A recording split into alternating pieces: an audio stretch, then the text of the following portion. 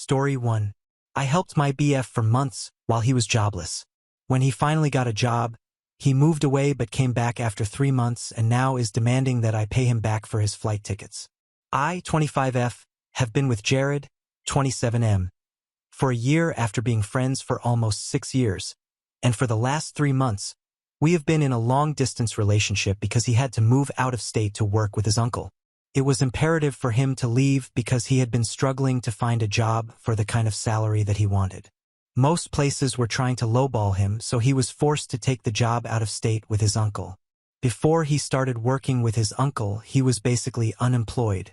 I wouldn't say that he was completely unemployed because that would be an unfair statement to make, but after his previous job, he couldn't find anything good here. So, he was mostly doing freelance work for a couple of clients, but that was not good enough, so he was mostly relying on me for money. He had quit his job 3 months into our relationship, and I really liked him and had also been friends with him for quite a while, so I offered to help him out if he needed it. I had assumed that he wouldn't require my help, and I was honestly just saying to be polite, but he started to ask me for money quite frequently, and I couldn't even say no because I had already offered. He knows that my parents are pretty rich, and I guess that was another reason why he felt comfortable asking me for money. But I'm trying to be independent and live on my own, so I had this thing where I was trying not to borrow money from my parents as much as I could help it.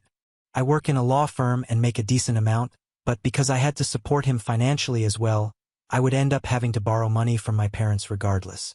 They never declined or made me feel bad about it, but I would feel weird because so far, I'd been able to go without asking them for help. Anyway, I really liked Jared, so I did not mind it, and I kept supporting him until he found this job. Then he left, and I was a bit upset about it because I really didn't want to have to deal with the struggle of long distance so soon in our relationship, but I didn't want to hold him back either. After a brief discussion, he told me that he was just going there to help his uncle out for a couple of months and build some capital, and then he would be back here again and would try to start something of his own. So I only had to hold on for a couple of months before he was back. With that, he left. The last 3 months have been difficult for me because I don't get to see him, and he is mostly busy with work there, so our schedules don't line up pretty often either, and we only get to speak to each other for a couple of minutes per day. So I was finding it a bit difficult to deal with, but then about a week ago, he surprised me by visiting me for our 1-year anniversary. He flew down here the day before our anniversary and surprised me by showing up at midnight. I was thrilled because I hadn't seen him for so long, and we spent the entirety of the weekend together. It was a nice couple of days, and then when it was time for him to go back, we hugged, and I cried a lot since now we would have to get back to our normal life. However, 2 days after he left, he called me up and he said that he had something important to discuss with me. He told me that he had expected me to bring it up on my own, but since I hadn't, he felt the need to address this himself. He said that he had apparently expected me to pay for his expenses to fly back here, and then go back since he had made the effort to surprise me because I've been pretty upset for the past couple of months, and he was still trying to save money to start his own business when he came back. So he had actually believed that I would reimburse him for whatever amount he had spent. I found that very surprising, and I told him that I had never agreed to anything of the sort, so I don't know why he would expect me to pay for his expenses to come here to surprise me. I also found it very disappointing that he was asking me for money again because now that he was finally making a decent amount, I expected him to be able to handle his own expenses, and I did not think that it was fair for him to rely on me once again. But he kept saying that he was still trying to save up money so he could come back sooner, and I got really mad. I told him that if he was genuinely trying to save money, then he shouldn't have come back at all if he believed he couldn't afford it, because it was very insulting for him to come back here to surprise me but then act like he was doing it all as a favor to me since I was just that desperate, and then even demand that I pay for everything. I was very annoyed with him, and we got into a bit of an argument. He thought that I was being ungrateful and that I should just appreciate the fact that he had even put in the effort and come to visit me. He said that it's the thought that counts, and I agree with that. I was really happy that he had made the effort to come to see me when I was feeling low to celebrate our anniversary together. But I do not appreciate the fact that he expected me to pay for it when he knew that I was trying to be independent, and I had already supported him a lot for the past couple of months when he did not have enough money. I did not think it was fair for him to ask me for more. Then, at one point, he called me selfish, and that's when I lost it. I was already pretty upset about everything, and when he called me selfish, I told him that I was fine with paying for the expenses for him to come to see me since he was right. He had to do it for me. Clearly, He wouldn't have come back to celebrate our anniversary together if I hadn't been so upset about the way things were going. So it was my fault, and I would pay for it. But before I did that, I expected him to return all the money that he had borrowed from me so far, and that was a far greater amount. When I said that, he started cribbing about how it was not fair of me to ask that of him because apparently my family was far more well off than his, so I could afford to spend more money than he could. I was really frustrated, but I really don't understand what my family has to do with any of this.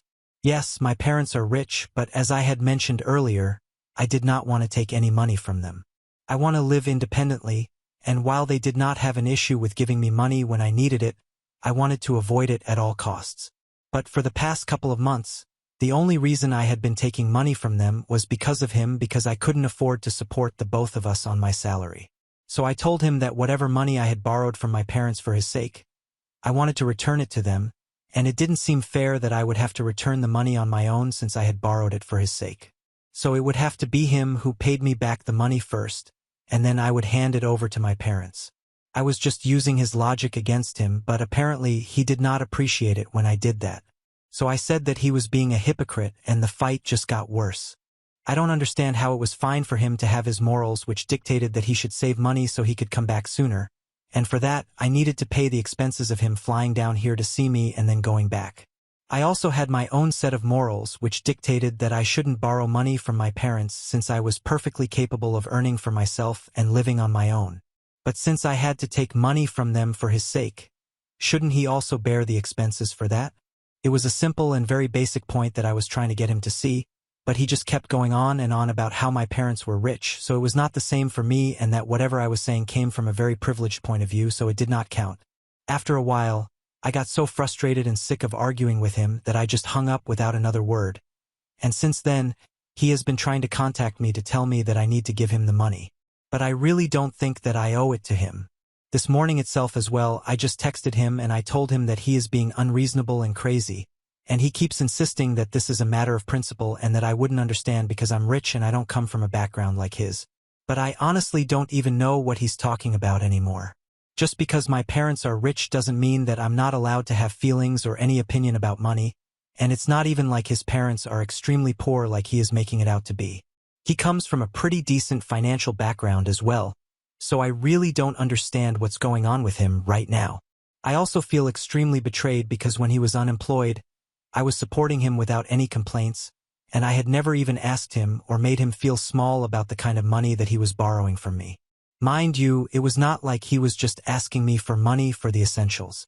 I had even asked him to move in with me so we could save on rent, but he insisted on staying in the apartment that he had rented for himself because he thought that we were in a pretty early stage in our relationship, so he didn't want to rush things by moving in with me so soon, which I thought was pretty ridiculous because apparently for him, it was not too early for me to help him out financially, but it was way too early for us to move in together.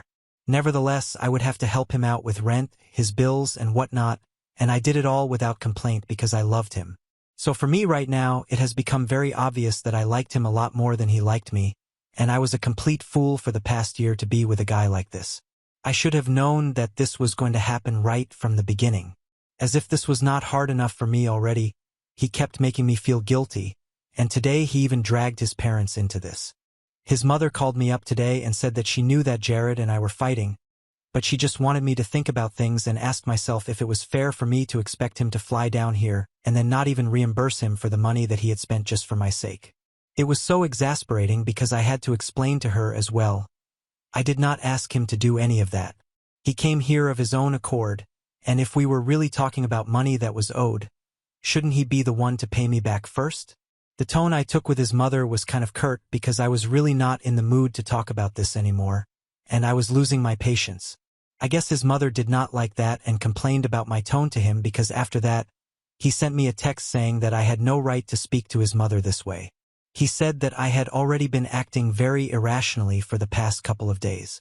He said he couldn't continue with this relationship anymore because I had insulted his mother, and that was the final nail in the coffin for him.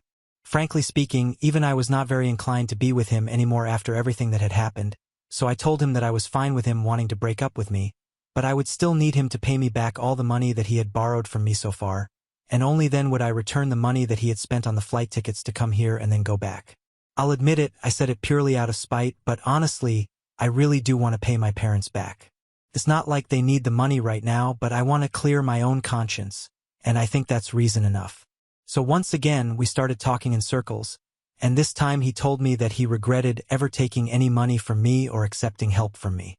He had assumed that I was doing it for him out of love, but clearly, I believed that since I had helped him out when he was at a low point in his life, I thought that I owned him now or something. I thought that it was a ridiculous accusation, and I told him that this was nothing of the sort. I was just treating him the same way that he had been treating me so far, and that was it. There was nothing more to it than that. But he called me ungrateful and selfish and then went on to say that I was extremely manipulative and cunning, and he regretted the fact that he had ever fallen in love with someone like me. I almost started crying because he was being so rude to me, and I had never seen him like this. For that matter, I had actually never seen him speak to anybody like this, and I felt really bad. He also kept bringing up the fact that I will never be able to understand what he has gone through because my parents have always been rich and have always supported me financially. So everything I say comes from a privileged place. I'm actually wondering if that's true.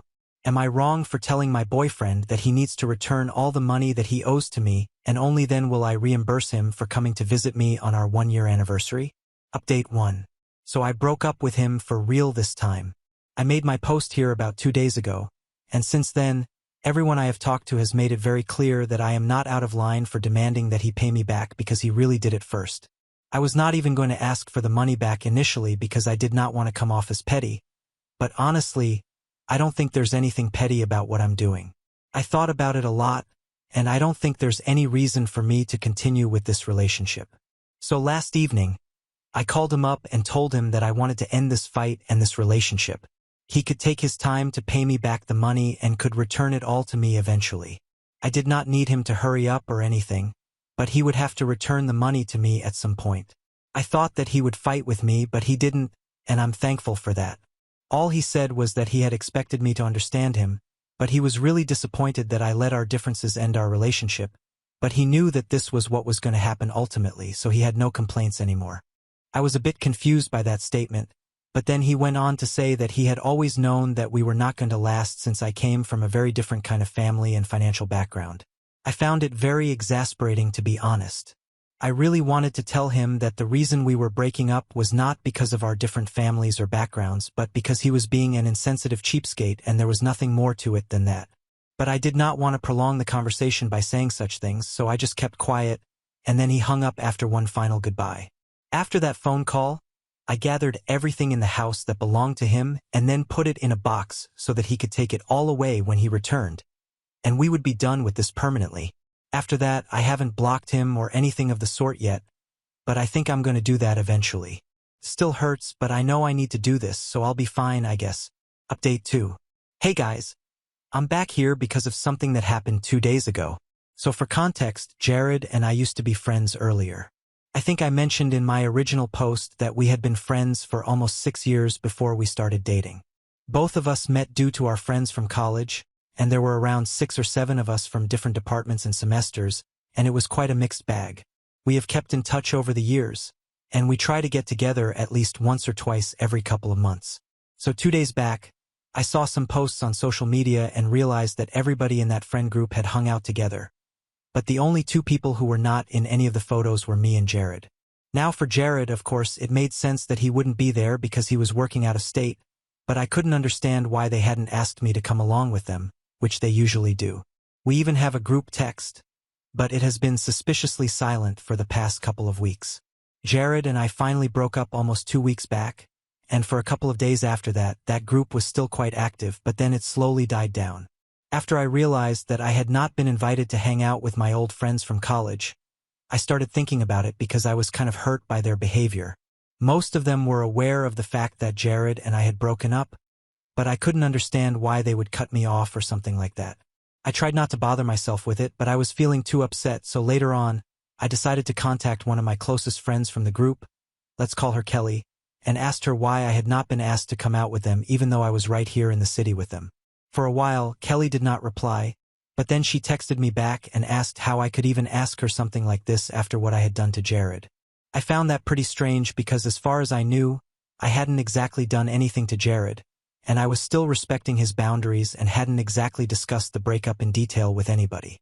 I had just told everybody Jared and I were no longer together, and that was it. I did not even bother to elaborate on things because the reason for our breakup seemed to be a little personal, and I did not want to talk crap about him.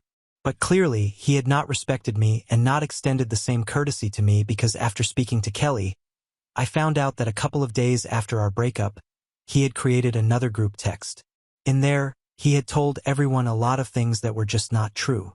When I seemed to be very clueless about what had happened, Kelly sent me a bunch of screenshots from their group text that Jared had created, and he had essentially told everyone that he had broken up with me because we had been fighting a lot due to the long-distance situation, and after one of the fights, I decided to randomly bring up the fact that he owed me a lot of money and demanded that he pay it all back to me right that instant or I would tell everyone that he was a thief. And apparently he had even told me and promised that he would pay all the money back to me as soon as he could, but I had insisted that he returned it all to me because I wanted to make him feel small or whatever. It was a complete manipulation of the facts, and he had edited some screenshots to make it look like I was demanding these things from him. After that, he had said that from this point onwards, anybody who kept in touch with me would not have a reason to speak to him anymore because they would not be friends anymore. So naturally, after reading those screenshots, most of the people in that group decided to be on his side because it seemed like he was the victim in the situation. I was quite upset that nobody had even bothered to reach out to me and confirm if any of this was true. They had just believed him. But when I spoke to Kelly, she said that they did not want to get caught up in the drama, and they just said they were sorry about it. After I told her what really happened, I showed her the real screenshots and explained the situation to them, and once I had done that, Kelly seemed to understand where I was coming from and realized that he had manipulated them very well. She apologized to me and said that she would get the others to apologize as well. But honestly, I'm going to keep my distance from these people now because if they're just willing to believe Jared without even hearing my side of the story, then I don't really want to be friends with them anyway. I'm really disappointed that Jared did something like this because this move was really underhanded and manipulative. So far, I have not spoken to him, but I have also not blocked him anywhere, but now I guess it's time to do that. I had honestly believed that he would respect our relationship and not try to create drama out of our breakup because he knew that it was mostly his fault, but I guess I was wrong.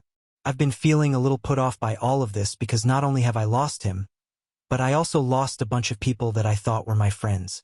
I know it's better for me in the long run to not have these people around me, but it still sucks. Update 3. Hi, so I posted my last update 3 days back, and this morning Jared's mom actually called me. I had blocked him almost everywhere yesterday because I just didn't want to have anything to do with him anymore, especially after what he had told all our common friends. Most of them had apologized to me for misunderstanding me and just believing whatever Jared had told them without even bothering to check up on me, and I accepted the apology, but like I had said, I'm keeping my distance from them anyway. After I had blocked him everywhere, I really did not think that he would either care or notice because we haven't even been talking for the last couple of weeks since our breakup. But I think he has noticed, and that's why he got his mother to call me. When his mother called in the morning, I instinctively picked up out of habit and regretted it almost instantly because as soon as she started speaking, she was acting all whiny and defensive and asked me why I had blocked Jared everywhere. Apparently, now he was very disappointed because he had thought that we had had a good relationship, and blocking him out of nowhere seemed like a very passive-aggressive move. I had been in a very bad mood for the last couple of days, so I really didn't want to deal with any of this, and I tried to keep it as short as possible. I did not want to be rude to her, so I just told her that it was not a decision that I made out of nowhere and for no reason. I told her that I had found out what Jared had been saying about me to our friends, so I found it very disrespectful, and that was why I had blocked him. I also told her that I respected her as somebody who was a senior to me, and I didn't want to get into any of this with her, so I believed that she should stop calling me for matters related to Jared because that was just going to make my mood even worse. Instead of just accepting that, she started getting passive-aggressive and said that she always thought of me as a daughter and loved me like her own child. But the way that I was acting now was really unexpected, and she had really thought better of me. I started getting a little bit pissed off, and I reminded her that Jared and I had been together for only a year, and if she had really thought of me as her daughter, she would have wanted the best for me. But she clearly did not want that, which is why she had taken Jared's side over mine the first time she had called me to talk about this. Then I told her that I did not wish to discuss this any further and hung up. Now she can go and complain to Jared about it if she wants to, but he has no way of contacting me anymore, so I don't think I need to worry about anything, and I'm just hoping that he doesn't create more drama out of this because as far as I'm concerned, he is really milking the situation for attention. Update 4. So almost a month and a half ago, Jared and I ended up breaking up. Since then, a lot has happened and I've talked about it in my previous updates. Anyway, a couple of days ago, he finally came back here to celebrate his mother's birthday. I heard about it from a couple of our common friends, but I did not have anything to say about that. Also, I was still keeping a distance from them, so I did not want to get into this with them and gossip about it. I did not know what to expect because I did not know if he was going to come by to take his stuff or not. Anyway, last night he showed up at my house, and when I opened the door, he told me that he was just here to get his stuff back. So instead of asking him to come inside, I decided to go into the house and bring out the box of things that belonged to him and just hand it over so that he wouldn't have any excuse to come inside and talk to me. I wanted to get it done as quickly as possible, and as soon as the handover of the box was done, I was about to shut the door. He seemed very surprised and even asked me if that was it, if I was not even going to ask him to come inside. And that's when I said that I would have done so, but after the incident with our friends and everything, I did not see any reason to treat him cordially anymore. We are now acquaintances at best, strangers at worst, and I told him that I wish him all the best for his life ahead, and that I hope he will be able to pay me back the money he owes me by the end of this year. But apart from that, I had nothing to say to him, and I really did not want to call him inside because what would we even talk about? When I said that, he just made a face and walked away. So that's it, it's officially over now, and I'm going to move on with my life and do better. Dating is off the table for me for the next couple of months or maybe even years because I invested a lot of time and emotions in this guy, and it turned out to be a bust. So now I just want to focus on myself and not let anything distract me. Now on to the next story. Story 2. I got passed over at my family business for my cousin who just graduated college, so I joined our competitor owned by my uncle, and now my whole family has cut me off. Hi, I'm a 30-year-old woman, and I recently got cut off by my family for leaving the family business and going against my uncle, who is retiring this year. I'm here to ask if I'm in the wrong. So for context, my dad, who would have been 63 this year, had 2 younger brothers, Brian, 59, male, and Scott, 56, male. They had all inherited my grandfather's real estate firm. He had hoped that all 3 brothers would run the place as co-owners and everything would be fine. But 6 years after my grandpa retired, my uncle Scott decided to break away from the firm and start his own business. With that, he was cut off from the family as well since nobody liked this move of competing with his own brothers in the business. So, for the past 16 years, nobody in the family has spoken to him, nor do they acknowledge his existence, and they pretend like he was never a part of the family at all. I had learned to do the same as well. Anyway, my dad passed away 3 years ago from double kidney failure. His health had already not been doing well before it happened, and he had been training me to take over just in case he ended up bedridden. Obviously, nobody had expected him to pass away, but it was a good thing that I was prepared to step into his shoes and take over the duties he had in the company.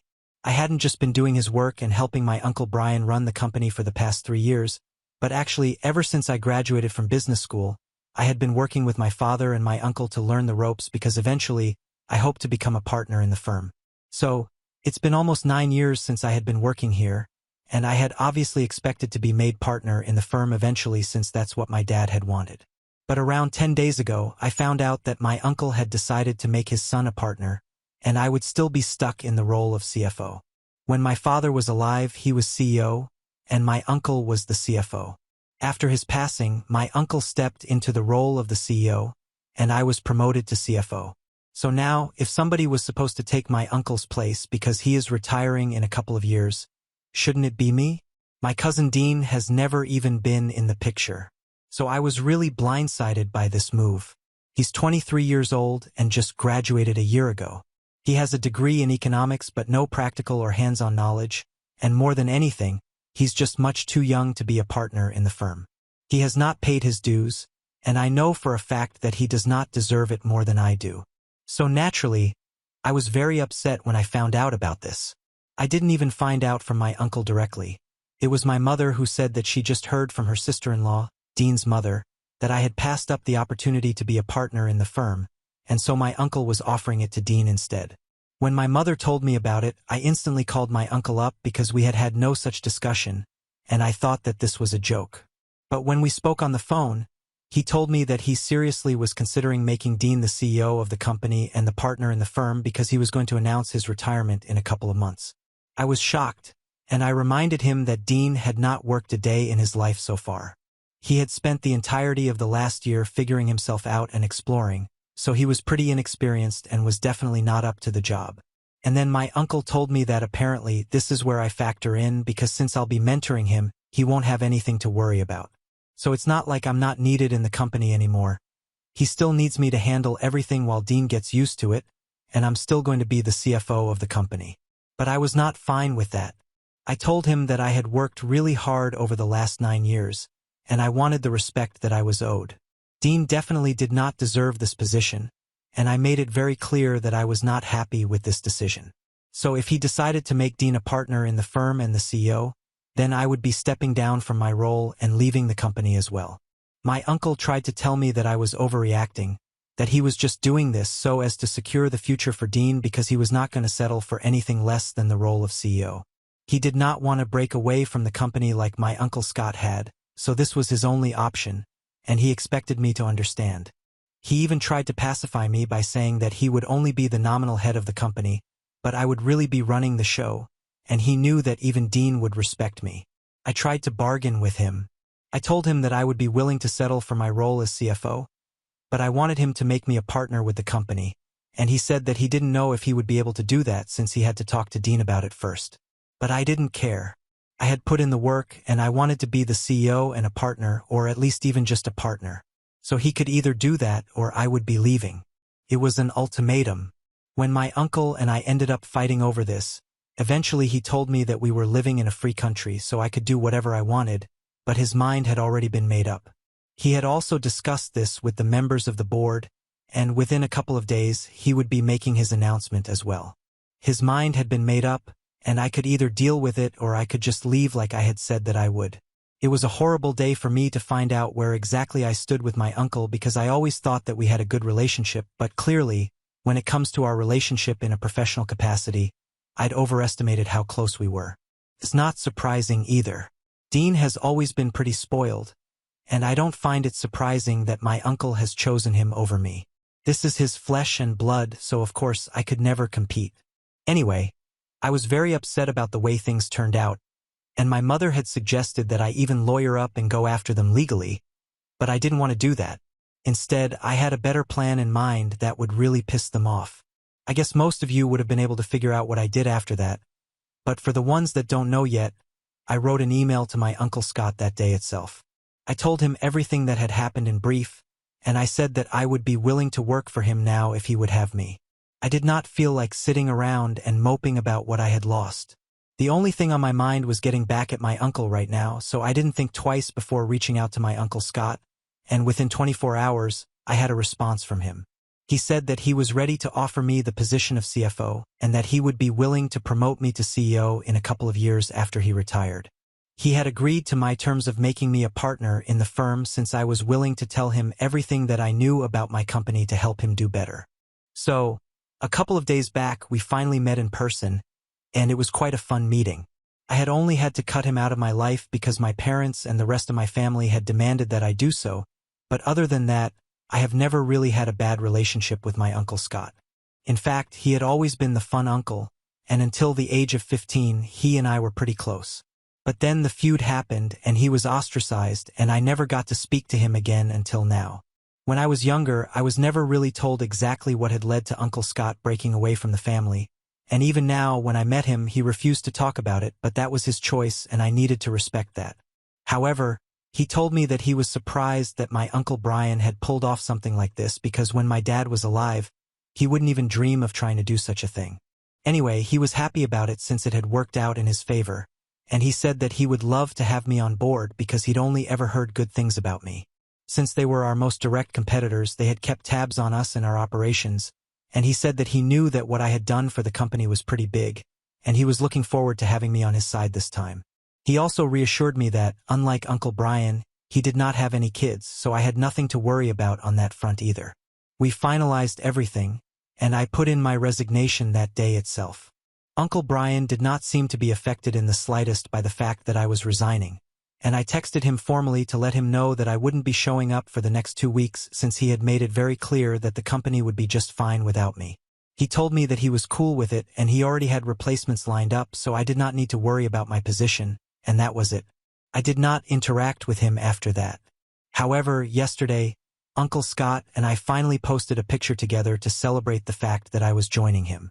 I went out for dinner with the team so I could meet a couple of other higher-ups in his company and socialize with them before I started working with them, and to say that my family is literally crashing and burning right now would be an understatement because ever since I made the post last night, I have been bombarded with text messages, voicemails, and phone calls. I've not answered anybody, obviously, but I can tell that people are very upset. Uncle Brian is livid and has already branded me a traitor and has told me that he's going to make sure that I suffer the repercussions of this move. He can try his worst. I've also been condemned by a lot of other members of the family, which I think is strange because from the messages that they sent, they seem to already know that I did all this just because I did not get to be a partner in the firm and was passed over in favor of Dean. But if they did not speak up about the unfairness of what was being done to me back then, they have no right to criticize me now. The only person whose opinion actually matters to me is my mother, and when I spoke to her this morning, she did not seem happy about my decision either. That really shocked me because just a couple of days ago, she had been insisting that I go after my uncle with a lawyer so I can get what is rightfully mine, but now she thinks that I'm going too far. She told me that there is a lot of history with my Uncle Scott that I just don't know, and she doesn't think it's appropriate for me to know either. That was quite frustrating because if they were not going to tell me why exactly Uncle Scott had been ostracized from the family, I don't think I can make up my mind about whether I can trust him or not. And I am a full-grown woman, so I think I can handle the truth, and they don't need to shy away from me. So far, from his behavior, he has been very nice to me, and I don't see any reason to cut him off. But anyway, my mother said that the family was very upset with me, and she herself was also not happy about this.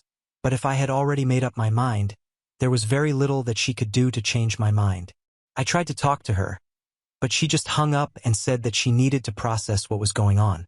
So now I have incredibly conflicted feelings about what's going on. Edit. Hi, so some people were confused about how I got the job at Uncle Scott's company so quickly, and well, it was actually just pure luck. His CFO was retiring in a couple of months anyway, and he had been looking for someone to take their place. Luckily, I emailed him at the right time, so that's how I landed this opportunity. It's like the stars and planets aligned for me here, too, I think. Also, some of you wanted to know how things were with my Uncle Scott before he was cut off from the family, and honestly, things were never really that bad. When I was growing up, my dad, Uncle Brian, and Uncle Scott were always really close from what I had seen, and I had known that they had a really huge fight, and that was why Uncle Scott had decided to leave the company and start his own business, but up until this day, I really don't know what this had been about. Nobody wants to talk about it, and so I can't give you guys that information since I myself don't have it. However, my relationship with him was always good, and I think I mentioned that in my original post as well. Even now, when I reached out to him by writing that email, his reply was very cordial and warm. I honestly don't know why my family has such a terrible opinion of him. They have called him all sorts of things. They have referred to him as conniving, narcissistic, egoistic, and whatnot, but every time that I have interacted with him, I have never felt that he is any of those things. I'm just very confused about who to believe. I really don't want to make a mistake again by trusting somebody because I trusted my Uncle Brian, and look where that landed me.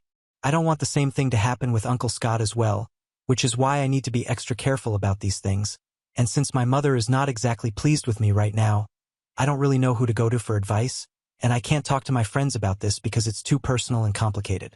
Update 1. Hello, so it's been 3 days since people found out that I was going to be working with Uncle Scott, and after the initial backlash, people have just stopped talking to me. I guess this is fair enough now that I'm associated with Uncle Scott, and they're treating me the same way that they've been treating him. I honestly still have no idea what happened between them all those years ago, but I have picked which side I want to be on, and I can't go back anymore. To be honest, the history of their relationship doesn't even matter to me. It's not like I can just quit and go back to working with Uncle Brian now. And I need a job. I need to sustain myself in the lifestyle that I have gotten used to, and I need a ton of money, obviously. So whatever it is, I'm here now, and I'm going to make the best of my situation. I spoke to Uncle Scott about the way that I was being treated by the family like I was a pariah, and he seemed really sad, but he told me that this is exactly the sort of thing that had happened to him, and with time I'm going to get over it as well. Or maybe I might even be luckier than him since I am from the younger generation, and they might reach out to me in a while, but until then I just have to tough it out and deal with it. Once again, I asked him what had happened that led to all of this, but he refused to talk about it. My mother is still not talking to me, which hurts the most, but I have been texting her every day, and I've not received a response so far. And I'm going to be really busy with work in the next couple of days because I'm just starting here, and there is a lot of work that I have to catch up on. Now if she wants to talk to me, then she can text me herself, but other than that, I'm not going to be reaching out to her anymore. Update 2. Hi, so it's been 6 days since I started working with Uncle Scott, and things have been going pretty well. The paperwork to make me a partner in the company is still being processed, but I trust him implicitly. He has treated me with nothing but warmth and respect so far, and I guess I have to say that everybody in my family was wrong about him. He has been very transparent with me about everything that's going on. He has told me that since, unlike my previous company, they are not a private company, he's going to have to get the board of directors to approve everything to do with me before I can finalize everything. But he told me not to worry about it because since he is the owner and CEO, it's just a formality at best. And I have nothing to worry about since I've already met most people associated with the company, and they all seem to really like me. Besides, they know about my previous work, and they know that I am worth it. So just like Uncle Scott told me to, I'm not too worried about the situation, and I'm just going to focus on working. So things on the work front are going pretty well for me, but my personal life is a mess right now, to be honest. My mother and I have not spoken ever since that last conversation, and I can't even count how many days it has been since then, and I've been really lonely. Nobody else from the family has spoken to me either, and it is tough, but I'm just trying to deal with it. I do still have a few friends from Uncle Brian's company, and they have kept me updated on whatever is going on. Apparently, they have already announced that I have left them, but they did not include the fact that I've left to work with Uncle Scott, probably because it would not reflect too well on the company that somebody in a position like mine quit to work with their direct competitors. They also made the announcement that Dean would be taking over as CEO in a couple of months after Uncle Brian retired, and he was also going to be a partner in the firm, and they are hosting a work party in his honor in a couple of days. As for the CFO position, which had been left when I left, it is being filled by one of the employees who had always had subordination problems with me. They probably did that on purpose just to piss me off. It just made me feel sad for them, though. If that employee had problems with me, I'm pretty sure she's going to have problems with them in the future as well. But that's their issue to deal with now. Anyway, I spoke to my friends in the company and I told them that they were free to join me with Uncle Scott now since we could offer them better salaries. Ultimately, it's up to them, but I can tell that some of them really want to work with me because they're not too confident about the changes taking place in the company, and they think it would be better for them to quit while they are ahead. So I've made the offer. Let's see who switches. Update 3. Hey, so it's been close to a month since I started working with Uncle Scott, and things have been great. I am now officially the CFO and also a partner in the firm. I'm pretty happy about it, and even though my mother is still not speaking to me, I think I've moved on.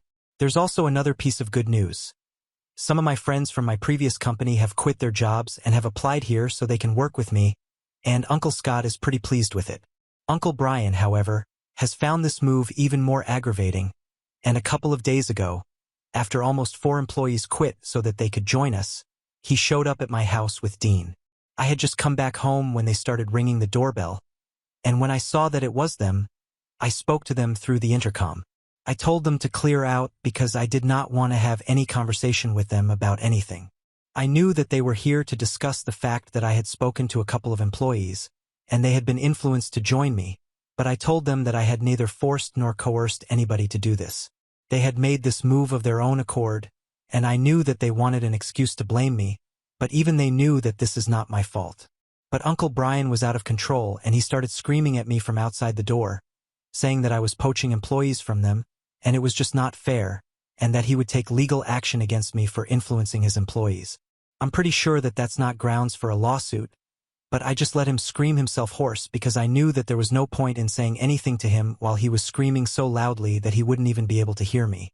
When he finally seemed to run out of steam, I told him that I wanted him to clear out because otherwise, they would be forcing my hand to call the cops, and already so many people were leaving the company. I'm pretty sure they did not want more people to leave, citing the fact that they seemed to be mentally unstable.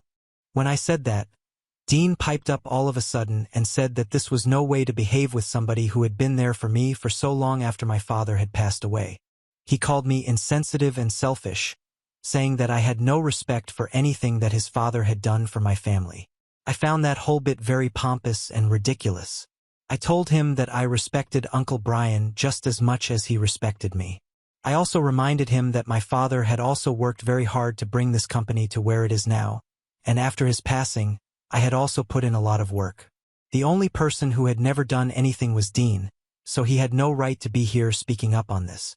At least Uncle Brian was worthy of being where he is right now, but he just got his position as a form of charity since Uncle Brian did not want him to leave the company and work anywhere else since it was a family business. Then I continued and told him exactly what Uncle Brian had said, when he told me that he was offering the position of CEO to Dean since he had asked for it, and was not going to settle for anything less. In my original post, you guys might remember that I mentioned that my uncle had told me that the only reason he was offering this position to Dean and not me was because his son wanted it, and even though he knew that I deserved it more, he wanted to placate his son. He also said that he would only be the nominal head, but I would actually be running the show, and I remembered it clear as day, and I mentioned it to Dean so he knew exactly where he stood with his father. And then there was silence. I heard them arguing softly, and then I heard footsteps of them walking away and pulling out of the driveway, so my job was done. Now the two of them could duke it out, but at least they would leave me alone. The next day, I woke up to find out that both of them had blocked me, and I was very pleased. Anyway, life is getting better now. I know that whatever is going on right now would have made my dad very upset, but at least I have the satisfaction of knowing that none of this was my fault. Uncle Brian got greedy and kicked me out, so if there is anybody to blame for the situation, it's him.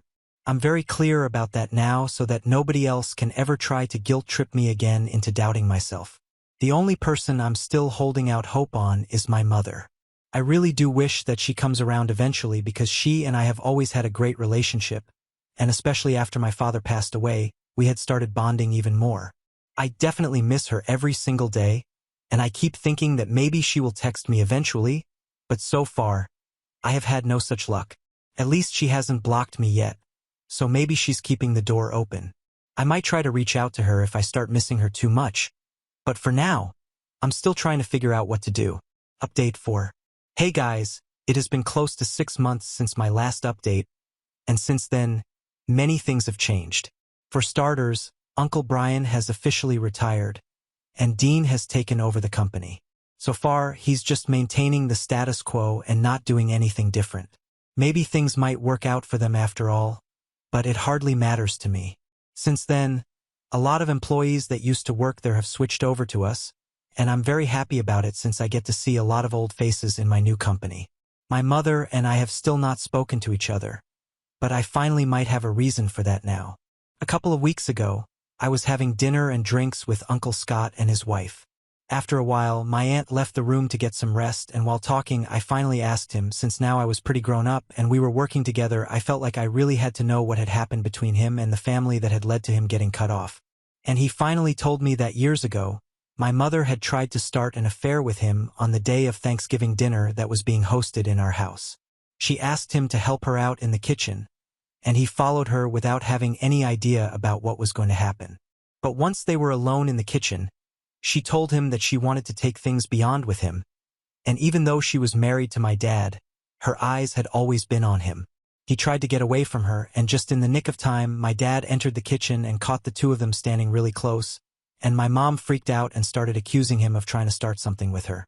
I don't remember this because Dean and I were in our rooms, but my dad had lost his temper and kicked him out of the house that day. Later on that day, they had told me that Uncle Scott had to leave because he had some emergency at work. However, after that day, my mom came up with a bunch of other lies to cover up for this incident so that nobody would believe him, and even told Uncle Brian and my father that he had been planning to steal money from the company as well and start something of his own. My dad and Uncle Brian had confronted him about this later and had told him that they were going to mess him up real good if he did not step aside on his own. So he decided to leave the company and started his own business, and since then, he has had nothing to do with his family. After I found out about all of this, I decided it would be best for me to follow in his footsteps and have nothing to do with my family either.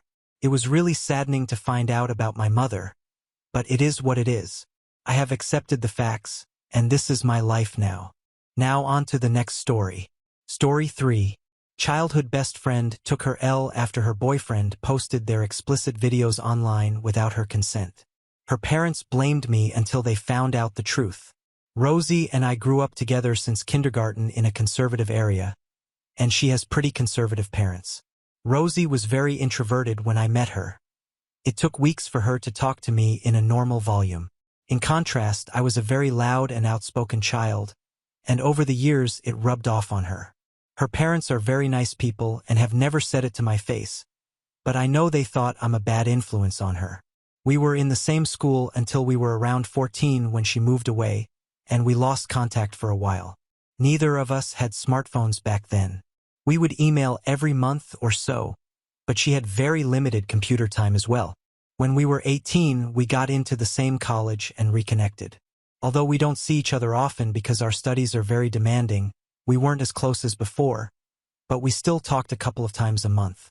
I still considered her an important friend. 2 years ago, she got her first boyfriend, Darius, and it was obvious she had never been happier. I had never met him in person but have only heard good things from her. Her family knows about him and approves of their relationship.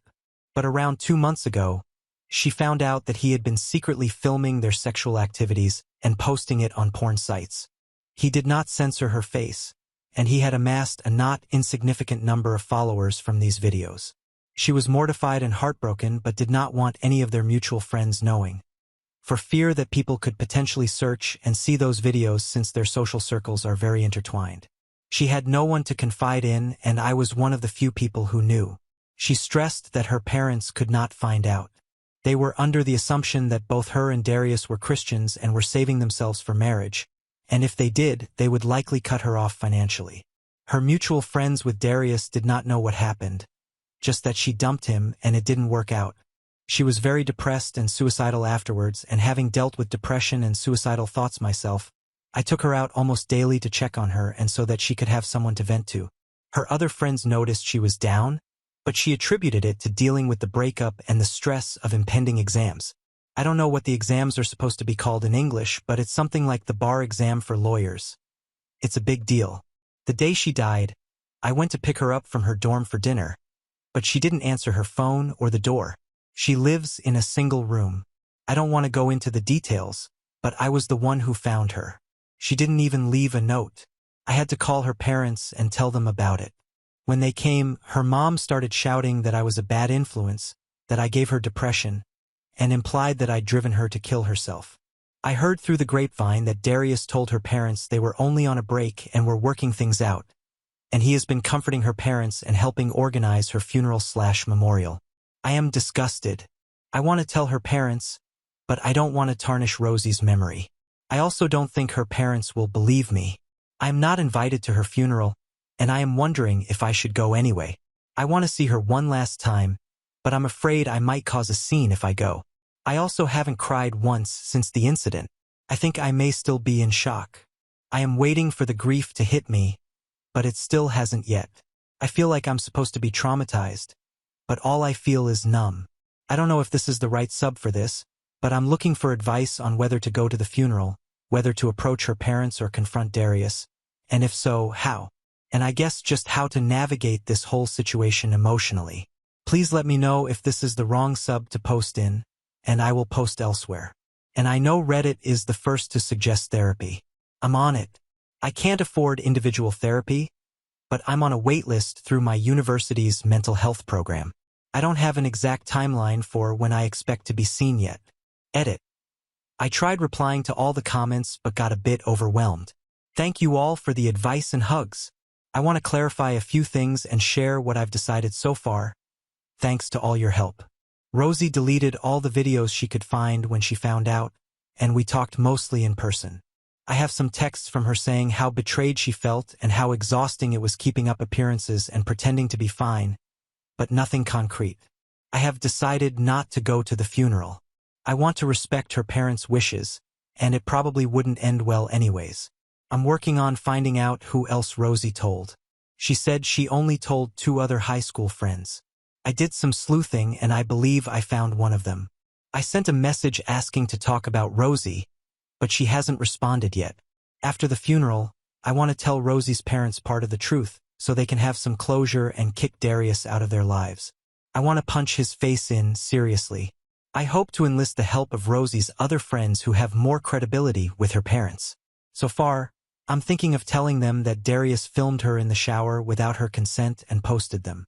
That way, it's 90% the truth, and I wouldn't have to reveal that they had sex. I will leave the decision to pursue things legally up to them. I will still try to reply to comments, but I need a small break for now. Talking about this is pretty mentally draining. Thank you all again. Update, December 6th, 2024. Hey everyone, just wanted to write down my thoughts and update anyone who is wondering about how things went after Rosie's funeral. Some info that is relevant to this update. Rosie and I grew up in religious families, but both deconverted around high school.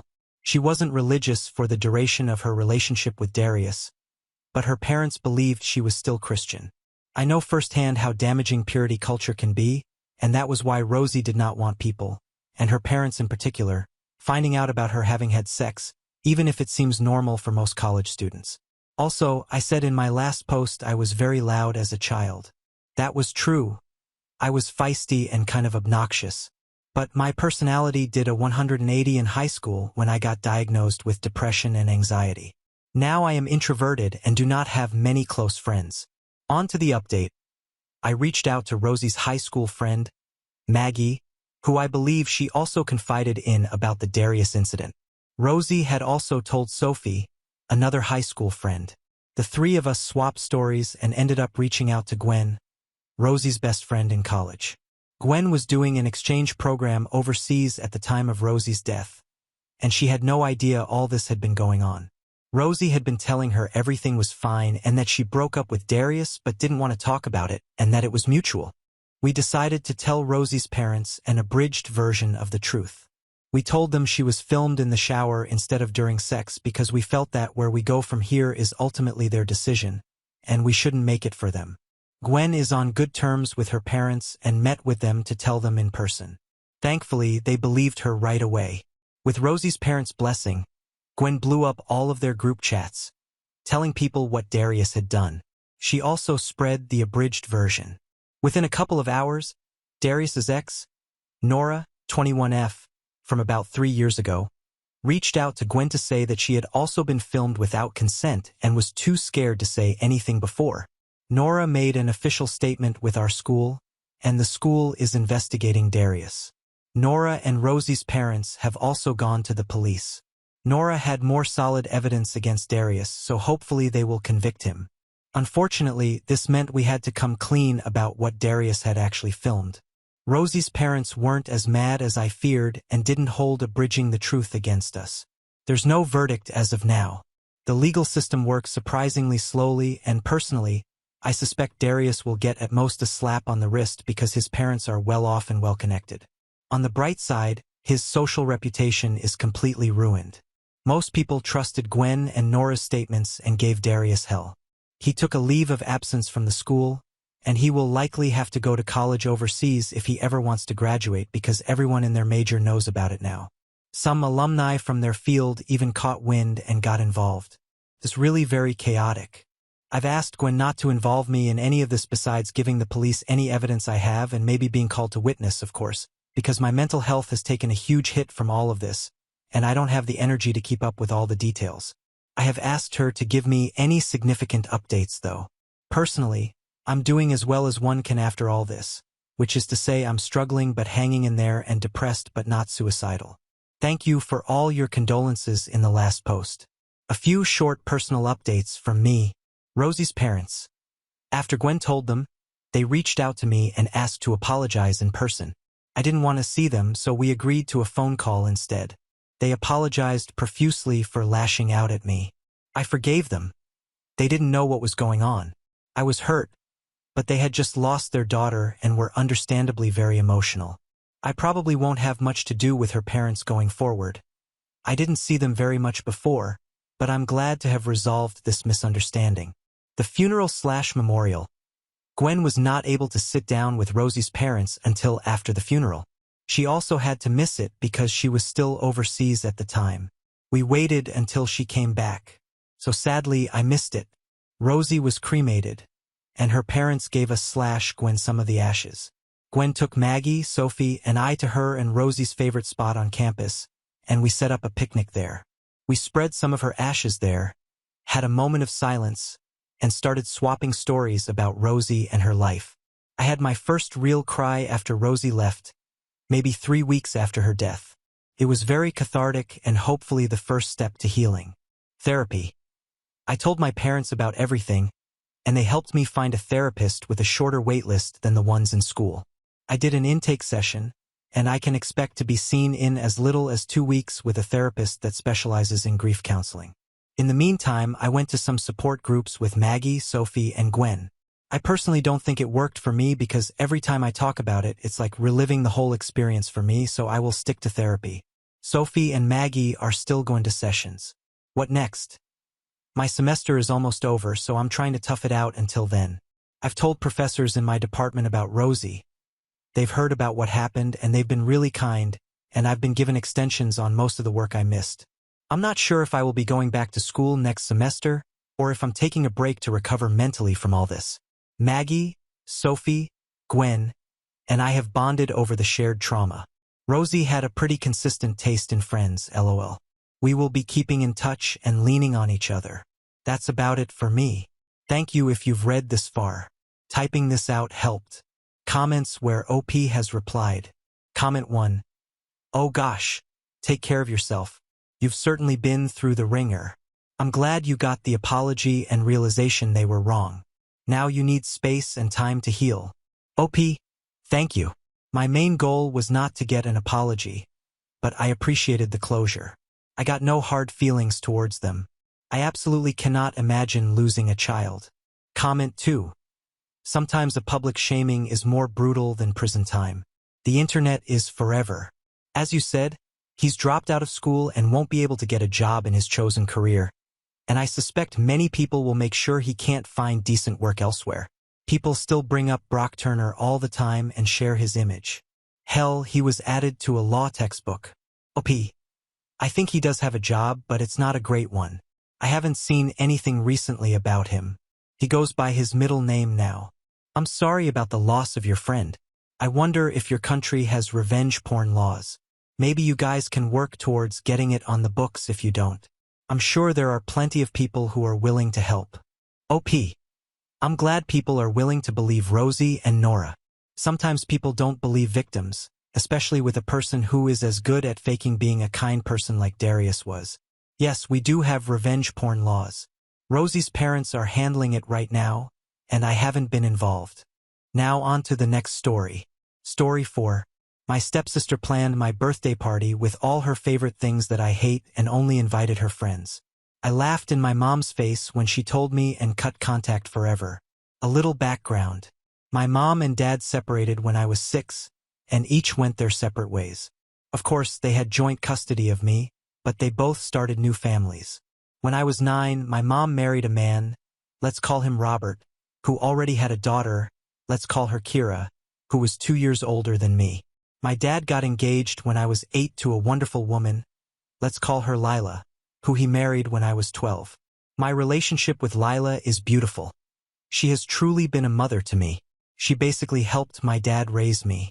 She takes an interest in my life. She comforts me. She advises me. We have common interests, and we do many activities together. She and I recently talked about the possibility of having her legally adopt me as soon as I come of age. Doing so now would be a bit messy legally because of my parents' joint custody, but for me, she is my real mother and I want it to be official. My relationship with my bio mom, on the other hand, is almost non-existent. Even though I was forced to spend specific days with her, we never managed to bond because she spent all her time giving attention and affection to Kira, who already has her own mother. Even when she tried to involve me in some activity, she always included Kira, and we had to do only what Kira liked.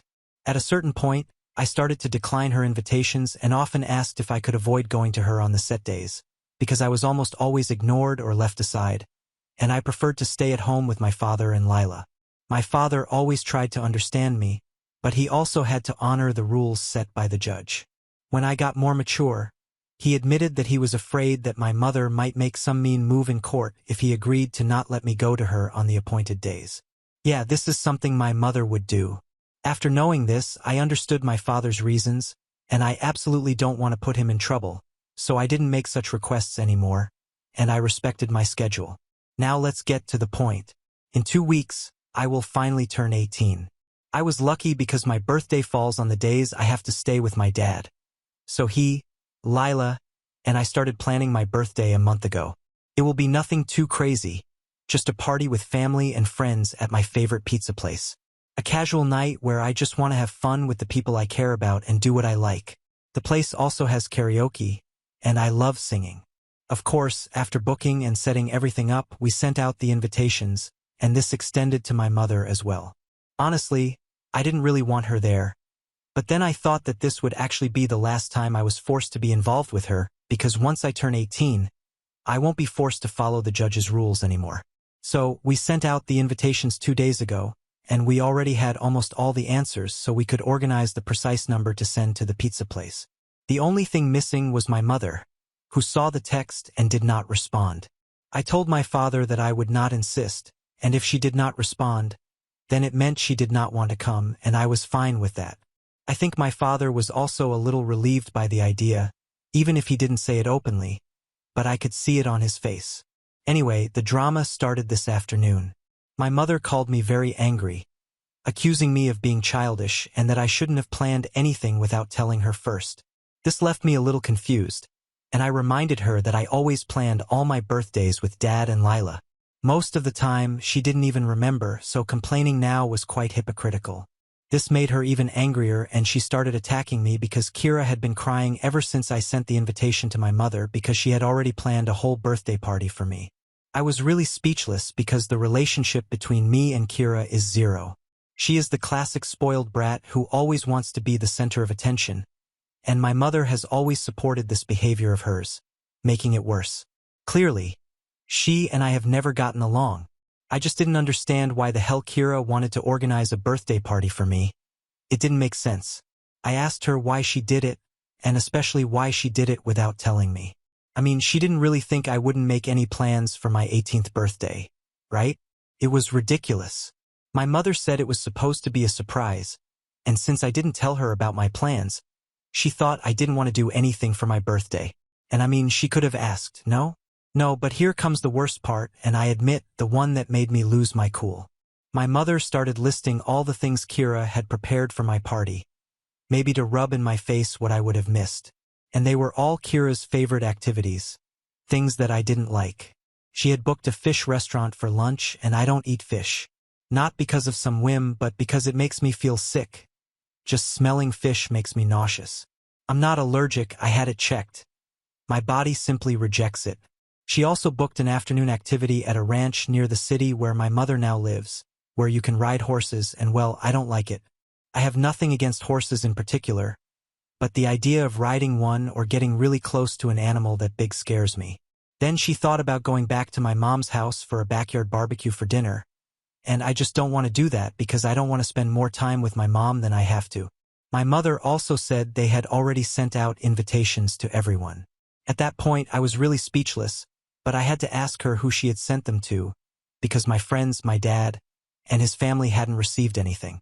It turns out that the party was mostly invited to Robert's family, my mom's family, and Kira's friends. I mean, it was basically a party organized by Kira for herself, but under the pretext that it was for my birthday. So I didn't hold back anymore. I laughed in my mother's face and hung up the phone. It was all too ridiculous to be true, come on.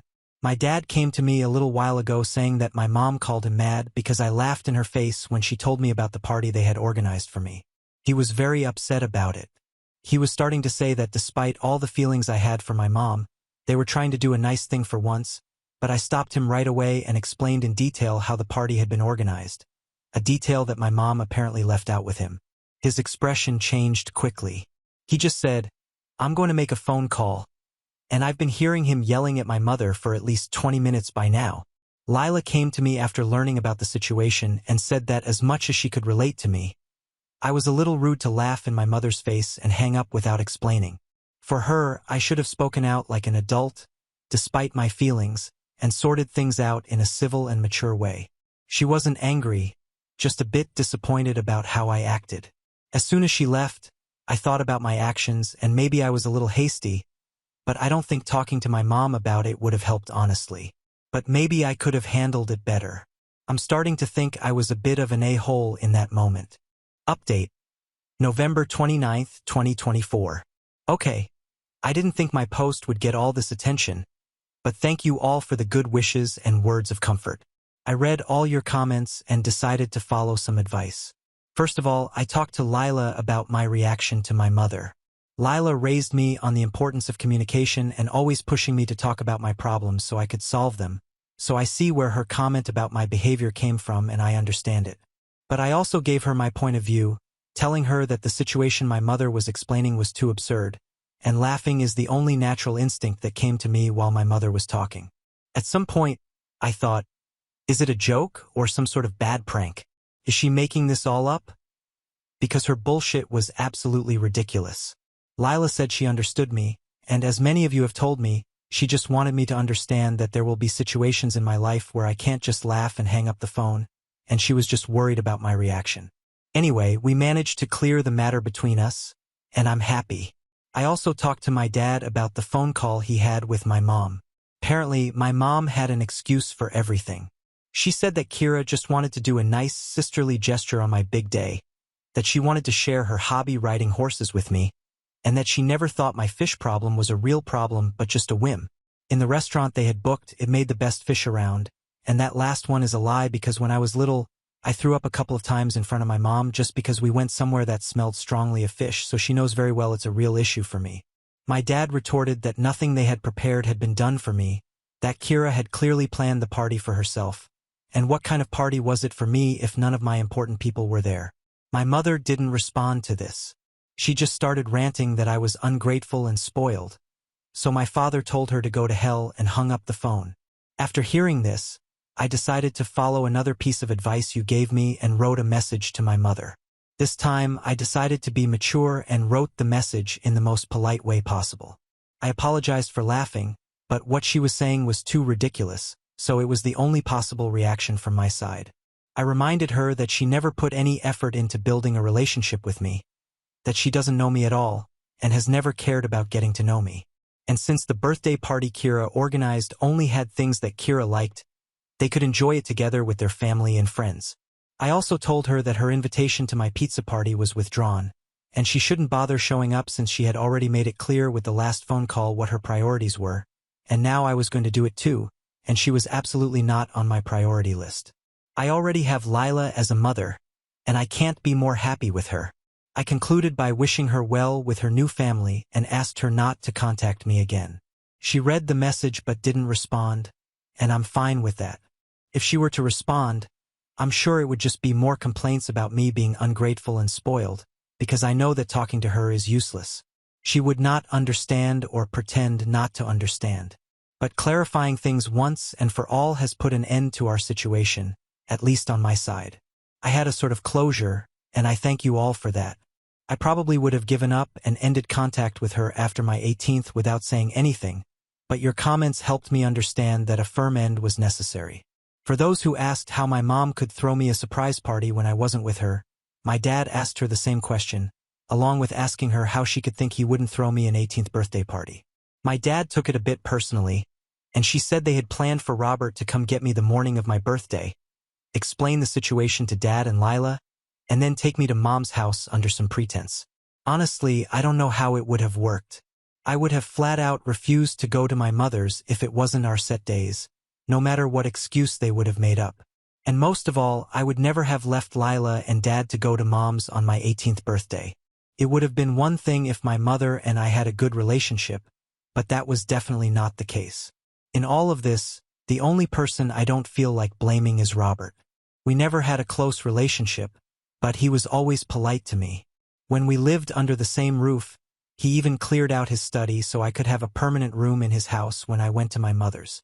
We didn't develop any stepdaughter-stepfather bond, but he always tried to be kind to me, so I don't blame him for any of this. It's likely that he really thinks the party is for me. We don't know each other well enough for him to know my tastes, unless my mother told him, which I highly doubt she did. Luckily, I didn't leave anything of mine at my mother's house either. All my things are here at my father's house permanently. Usually, I would pack my suitcase when I went to my mother's with the things I needed for those days and then bring them back when I went back to my father's. I never felt safe leaving anything there because Robert's family and Kira's friends came over often, and I didn't want to leave anything of mine out in the open to strangers.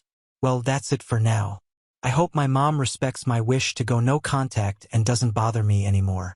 After that, I'd also like to bring up the adoption conversation with Lila after the holidays. She seemed really happy when we first talked about it. Thanks again, everyone, for your kind words and advice. Your insights have helped me better manage the situation. I can understand that I'm still a little immature, but I feel that this experience has helped me grow a little more and see the issue from other points of view. All the best for you guys. Comments where OP has replied. Comment 1. OP, I would send a polite message to Robert as a courtesy to thank him for his kindness and consideration over the years. Then wish him best of luck, implying a permanent goodbye. OP, I thought about it, but I don't have his number.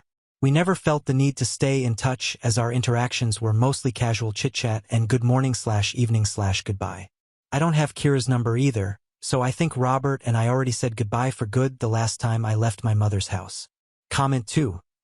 Do you have any sort of relationship with your birth-giver's family? And if so, what do they think about your birth-giver's treatment of you? I think you handled this situation perfectly, far more maturely than your egg donor. OP, I don't really have much contact with my mother's family. They are just 3 people. My grandmother, my aunt, and my uncle. My uncle lives a few hours away from here with his family, and I've seen him very few times during the holidays I spent with my mother, and our interactions were very brief and distant. With my aunt and my grandmother, I only have a cordial relationship. We exchange holiday greetings by text. A few times they've sent me gifts for my birthday, always money loaded onto my father's card. But that's it. Even the few times I've met them, we had casual conversations about how each other's lives were going, but nothing more. In fact, I haven't invited any of them to my 18th, and they haven't texted me anything since the drama with my mother happened, so I think they just don't care that much. Comment 3. You handled this situation with maturity and clarity, setting firm boundaries. Lila seems like an amazing support in your life. Wishing you the best moving forward. Now on to the next story. Story 5. My husband refused to take me to a hospital when I went into labor because he was having lunch with his family. A stranger helped me give birth, and it turns out he is a divorce lawyer. I am Selena, 30F. I am a new mom to a few days old Eddie, M. I wish I could say that this is a happy time for my family, but it is not. I am going through a divorce right now, and everyone around me is blaming me for it. I know being a single mom is tough, but I can do anything to get my son out of the toxic environment that he would have had to face had I not ended that marriage. I have made great mistakes, and I need a few honest opinions. So here goes nothing.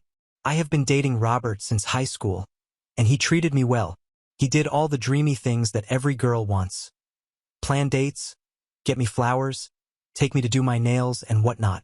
The only thing he prioritized over me was his sister and mother, and I never had an issue with that. I guess I took it as a green flag, actually. I thought, oh well, he treats the women in his life so well. He is a real gentleman. If I ever get to marry him and become his wife, then he will probably treat me exponentially better. Well, I can't even tell you guys how wrong I was. The moment I married him, the chase was over. Now began a new phase, the taken for granted phase. Emotional abuse is something that you realize gradually with time and not at once. It's also very difficult to break away from something like that when you really love that man. Looking back now, I know there were countless instances where I should have realized that Robert couldn't set boundaries or know what to prioritize, but love makes you blind. My SAL and MAL were maids of honor at my wedding, and they both wore white with long trails.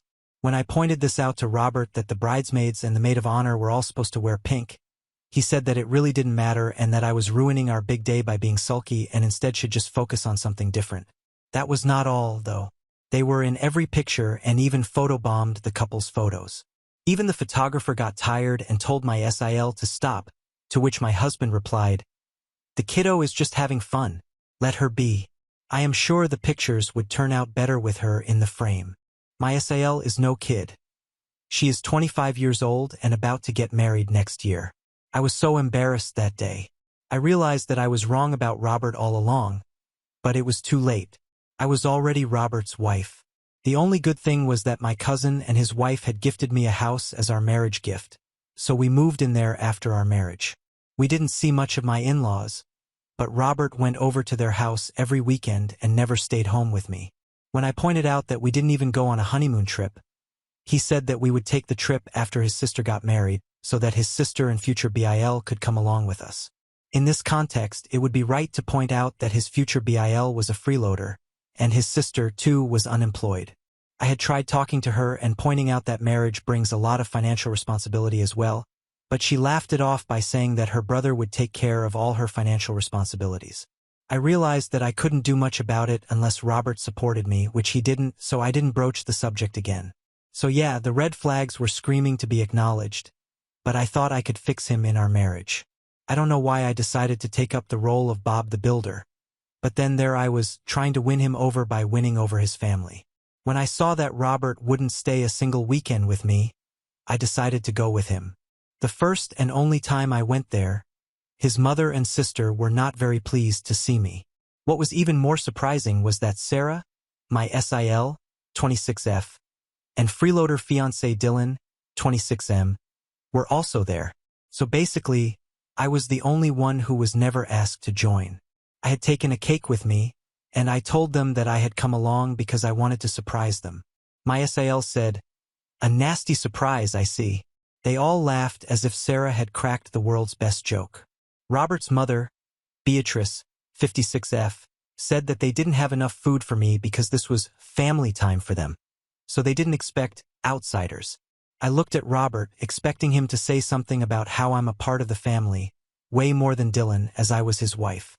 But he was looking out of the window and was completely zoned out, or at least pretended to be zoned out. I told Robert that I would drive back home, and he meekly handed me the car keys, and his mom cheerfully said, "Bye," and that I should not behave like a jealous child and intrude upon Robert like that. I was so ashamed that I left without saying anything and cried on my way home. Robert came back home that day with flowers and chocolates and took me out to eat at my favorite continental place the next day. So yeah, he was not blind to the vile treatment, he just chose not to stand up against it. For the whole week till the next weekend, Robert treated me like a queen, and then as the weekend arrived, he was gone to his happy family. He would come back and overcompensate till the next weekend. This happened in the first few months of our marriage, and then even this special treatment stopped, and in its place came dismissal. If I ever said something about how I feel lonely on weekends and want to spend time with him, then he would accuse me of not understanding his duties to his family and how by now I should be used to his weekend brunch with his family. He often told me that I was overreacting. I was deeply unhappy, and I shared this problem with my mom. Mom said that if we make a baby, then maybe I won't feel so lonely, and Robert would be more at home and involved. I told her off and said that it would really be a very selfish reason to make a baby, but she successfully planted the thought in my head, and I kept toying with the idea. We both would be working parents, so I might have to drop the kid off at my mom's before I left for work, but on weekends I would actually be able to spend a lot of quality time with the kid. Would the father of the baby not want the same? Slowly, a sort of baby fever got hold of me, and I asked my husband if he thought that we were ready to be parents. He was super excited and said that even his mother was suggesting so. I asked him why his mother wanted us to have a baby, and he shrugged and said that she was ready to be a grandmother and she was getting old, so having a young man who could take care of her would be a good thing. I told him that he couldn't use our baby to take care of his mom and that I didn't think that he was ready to be a father. We argued and the baby talk was off the table. I don't know what changed after that, but suddenly Robert started staying home on weekends. He went back to treating me like he used to before marriage, and he even booked tickets to the Maldives for our much-delayed honeymoon. We had a week-long honeymoon in the Maldives, and Robert made me feel very loved and special. He said that he wanted to make it up to me for making me feel bad. Fool that I was, I stepped right into his trap, and after coming back from our honeymoon, we realized that I was pregnant. Robert was overjoyed. I was apprehensive. Robert convinced me that we were ready to be parents and took extraordinary care of me in the first 3 months of the pregnancy. He took me to the doctor, made sure I had my vitamins, stayed home on weekends, ordered every food I craved, and bought things for our baby. In the 4th month, things went back to how they were before our honeymoon. He had got me pregnant and made sure that there was no way I would do anything to not have the baby. That was the whole point of the act. In the weeks leading up to my labor, I was severely depressed. My mom came over to take care of me, but she always made excuses for Robert's behavior simply because he was rich, and that was all that mattered to my mom. My due date was in December's 3rd week. 2 weeks before my delivery, my mom went to her brother's funeral. With the due date so close, I couldn't go to my uncle's funeral. I begged my husband to stay home that weekend. I was sad about my uncle's death and felt lonely. That was the one day I didn't want to be home alone. I told my husband exactly this, and he said, "Sel, you are going to be a mother and make a lot of sacrifices in the future, so being alone for a day is nothing compared to the sacrifices that you have to make in the future, so I will suggest that you better sleep it off. I will see you tonight. Don't wait up for me. I will have dinner with them. Bye, honey, take care. Remember, you have to take care of yourself for our little Eddie." He didn't even wait for my response and took the car keys and left. I was feeling exceptionally sick that day, so I went to lie down for a while and fell asleep for an hour or so. When I woke up, I had terrible cramps. I saw that the bed was wet and realized with terror that my water had broken. Immediately, I called my husband. He cut the call twice before he picked up. He sounded positively annoyed. I literally shrieked that my water broke. He said, "So why are you wasting time calling me? Call the hospital or something." I don't know, man. Gosh, you are a grown-up woman. Pull yourself together and face the situation. I am literally between brunch with everybody. Even Dylan's parents are here. Stop calling me. The line went dead. I stared at the phone in my hand, then stepped out on the street. Robert had taken the car, so I couldn't even drive myself to the hospital. I flagged down a car. A gentleman stopped his car and quickly held open the door for me. I was rushed to the hospital. The gentleman, whose name was Mr. Singh, did all the formalities and asked me if I would like him to call somebody.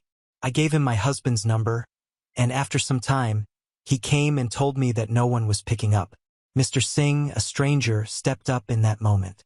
After I had given birth to Eddie, he was the only person who came to meet me. He brought fruits, baby clothes, and chicken wings for me. My eyes watered. I felt like my uncle's spirit had sent this man because he couldn't be here in person. Mr. Singh congratulated me and patted my hand. I gave Eddie to him and he mumbled a prayer for him. He told me that I reminded him of his daughter, and if I ever needed something, I should give him a call. He left his card with me. I saw that he was a divorce lawyer.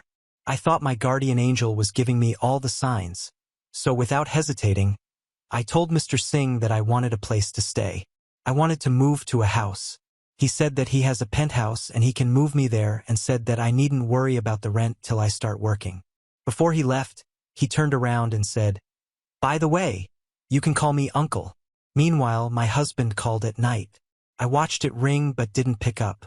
I told the nurses that I didn't want my husband to find out I was there, so I asked them to not tell him in case my husband called up. They agreed. My husband left me a text asking me in which hospital I was. I didn't reply. The nurses asked me if they should call social services. I asked them not to. The nurses and doctors were very kind and understanding. I didn't even take my mother's call because then she would definitely tell Robert where I was. Uncle Singh came the next day and told me that all was ready for me to move in. He said there's not much to prepare anyway because that used to be where his daughter lived. She had recently moved out of the country and taken up a job somewhere in Germany. He said it would be nice to have someone live in his daughter's penthouse because he terribly missed his daughter. He told me that his wife was also eager to meet me. Uncle drove me to their penthouse, which was neat and beautiful. Auntie was waiting and immediately set about making things comfortable for me. They repeatedly asked me if I wanted something, and I told them that I wanted nothing more than to continue staying there. I then told them everything that happened and asked my uncle to start the divorce proceedings. He asked me if I was sure about it, and I said that I had never believed in something more. My uncle told me to tell my husband about my son's birth. So I texted Robert about it. He told me that it was really careless of me and that we had to immediately go and meet his family with Eddie. I told him that it was bold of him to think that I would take my son to meet his toxic family. He was quiet for a while and then said, "Don't be a kid. We have to take Eddie to his godmother." I asked him who decided that Robert's sister is the godmother, and he asked me to stop being ridiculous because it was supposed to be that way from the start. I couldn't keep it together anymore and screamed, "You know what's ridiculous? It's you. You are the damn joker. I had to take a lift to the damn hospital and give birth alone. If you loved me and your son, you would have rushed to us. You are so damn selfish, and your family is crazy. You are not going to be a part of my son's life. You will hear from my lawyer soon. I am divorcing you." I was fuming when I cut the call. Auntie was looking really concerned when I cut the call and said that my husband was not a man. He was a child. I laughed my first laugh in ages. My mom called and started going on and on about how terrible I was and how Robert called her to tell her what happened. She told me that their family was pressing charges because I separated my son from them. Apparently, I am a selfish mom who only thought of myself, and hence I deserve to be dragged to court and have my son taken away from me. They were saying that my depression made me unfit to be a mother. I told my mom that I didn't give a damn about what they were saying because I know I'm going to win the case and take full custody of my son. I cut the call and decided to not take any calls from my family members. I started applying to freelancing positions to supplement my income. I already had a job, but if I had to raise my son comfortably, then I needed some more. Suddenly, my phone started buzzing continuously with texts. I was getting hate texts from my SIL, MIL, and Dylan's whole family. They were calling me names and a villain for breaking their family. They were threatening to break into my house and take my son by force and saying things like, "The only thing that is saving you right now is the fact that you don't know your address. Otherwise, we would totally come over and teach you a lesson, you stupid a hole." I was shivering while reading these texts. When Annie took the phone from my hand and said sternly, "You are going to eat and get some rest. I will look after Eddie till you wake up. You are not going to check your phone and not stress. Your uncle will take care of everything. When you wake up, your uncle will take you to the police station to lodge a complaint. We need to file a restraining order." Yeah, so guys, I really wanted to vent, and I thought writing it out would help me collect my thoughts. I wrote this while taking a long bath in the bathtub. I will be off to sleep soon. What has been really bothering me, though, is the question, did I do the right thing by not letting Robert meet Eddie? Will this affect his child's brain in some way? I don't think Robert is a positive role model in any sense, so I don't know if his presence would have adversely affected him or not. Update 1. I've been reading your comments, and even though I hate to admit it, you guys are right. Divorce is bound to have some sort of an impact on Eddie, and so will the absence of a father. I am just glad that Uncle and Auntie Singh will give the baby the love he deserves. I talked with Uncle's daughter yesterday. She is a scientist. I was telling her the circumstances under which I ended up in her penthouse. In the end, she said that it was God who designed the meeting. She was really worried about her parents, but now that I was there, she saw her mother genuinely happy after a long time. She asked me to not worry about the rent just yet. I thanked her, and to my surprise, she thanked me back. I can't tell you guys how incredibly lucky I feel. Uncle Singh will be the positive male role model in Eddie's life. I have thought and thought about it, and I think when he starts asking difficult questions, I will answer him as truthfully as I can. I will try teaching him how to become a man and not some sort of mama's pet. Well, I guess we have to see what happens. Well, coming to the update now. After I woke up from my nap, Uncle and I went to file the restraining order. Andy has been taking great care of Eddie, so I can confidently say that Eddie is in good hands. There's been a lot of peace since the restraining order was filed. But today when I went out to work, I don't know if I'm hallucinating or something, but I think I saw Dylan from the corner of my eyes. I don't know, I could be paranoid. I haven't told Uncle and Auntie about this because I don't want to unnecessarily worry them. The restraining order has been filed against Robert's family, so technically there's nothing stopping Dylan from trying to contact me. I don't want them to find out where I live. I will keep you guys updated. Update 2. Hi guys. Last night my penthouse got egged. Auntie and Uncle had gone home for the night, and I was alone. I ran to where Eddie was sleeping and held him close. He was badly scared and crying his eyes out. I felt so scared and stifled. I was low-key having a panic attack. When the egging stopped after 15 long minutes, I couldn't move and just tried rocking Eddie back to sleep. When Eddie fell asleep, I put him on my bed and lay awake by his side. The next morning, when Auntie came to meet me, she was absolutely frantic. She wanted me to move in with them in their house, but I told her it wouldn't change a thing because then the next time it would be their house that would get egged. I think I was right in my suspicion. Dylan had followed me. But there's no guesswork in law, so we can't directly file a case against him. We have filed a vandalism charge against unknown people. Uncle is currently getting cameras and a new security system installed as I type this. Our court hearing is next week, by the way. I will keep you guys updated. Update 3. I am dead tired. This is going to be a short update. I just want the hearing to be over. The drama is going overboard at this point. Last night, Dylan tried to break into the house. The security system immediately notified 911, and he was caught. He was wearing a black balaclava. He was taken away by the cops. On interrogation, it was found that they had a plan of kidnapping Eddie. I could be portrayed then as a careless mother, and the custody would go to Robert. But the fact that he was caught changed the whole game. Now there's no chance in hell that they would win, and more importantly, some of them are going to go to jail. Update 4. Robert's family denied being involved in the kidnapping. Yeah, I am so not surprised. Dylan was head over heels in love with Sarah, but his beloved Sarah has abandoned him. As far as my uncle told me, nobody even went to visit Dylan in custody. We had a court hearing today, and Uncle totally ate Robert up. Things look like they are going to be in our favor. After the hearing, when I was leaving, Robert ran up to me and held my hand. He said he had realized his mistakes and asked me to move back with him and our son. I was tempted to give in, but then I remembered all the times that I had given in and then things had gone back to as they were. I removed my hand from his and asked him to play his stupid tricks on someone else. I told him he has some growing up to do, and a man who himself didn't behave like a grown-up couldn't be expected to raise a child. A child raising a child is an unheard of thing, isn't it? Boom. Mic drop.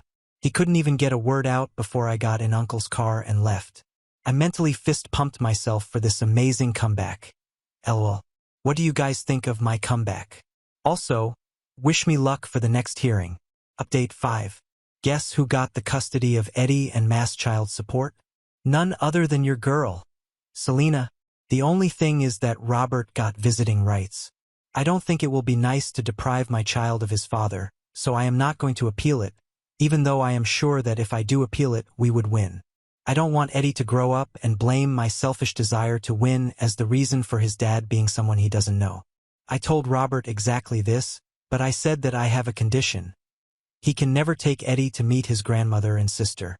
If I find out anything fishy going on behind my back, then I won't hesitate one bit in terminating his visiting rights. I have landed a very well-paying freelancing job along with my regular job. I am also starting a blog for new single moms, which is gaining a lot of popularity. I am getting a few sponsors already. You guys can check out my blog too. Gosh, I am so excited for this new mom life. As of now, mom life is treating me well. I love being Eddie's mom. Also, my mom is back in the picture. After the kidnapping attempt, she is finally convinced that I did the right thing by getting out of that marriage. She apologized to me and thanked Uncle and Auntie profusely. The first time she saw her grandson, she cried. She held Eddie close and cursed Dylan. She said she couldn't believe that someone would actually try doing something so horrible to a child. There's no bigger pain for a child than being separated from its mother. I couldn't agree more. Dylan's trial is ongoing.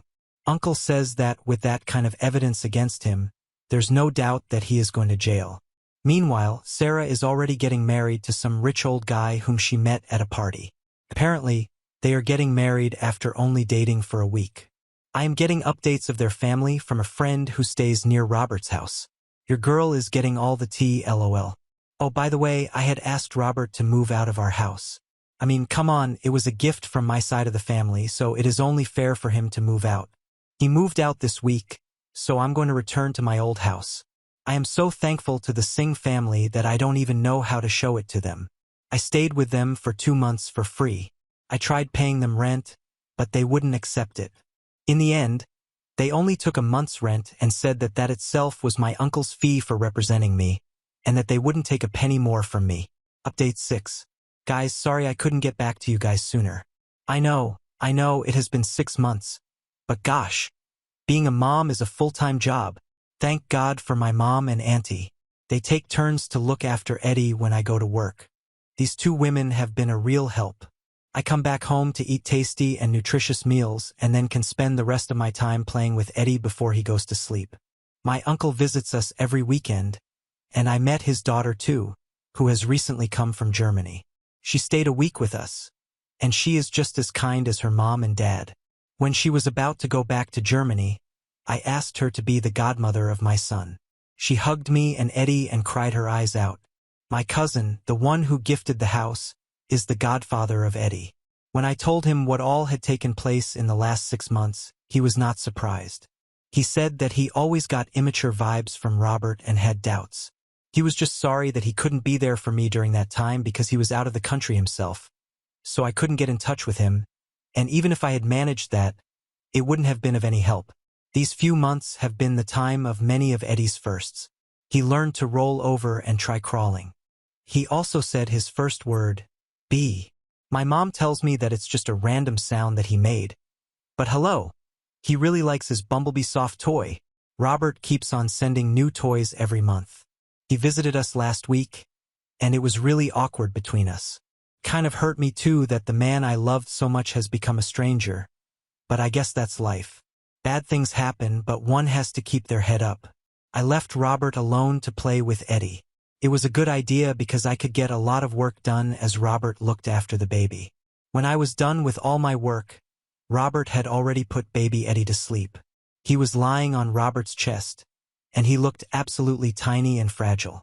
Robert himself was half asleep, and it filled my heart with such sadness of what it could have been. My therapist tells me that it's only human to feel this way and therefore to not feel guilty over being sad for Robert. So, I pulled myself together and clicked a picture of father and son.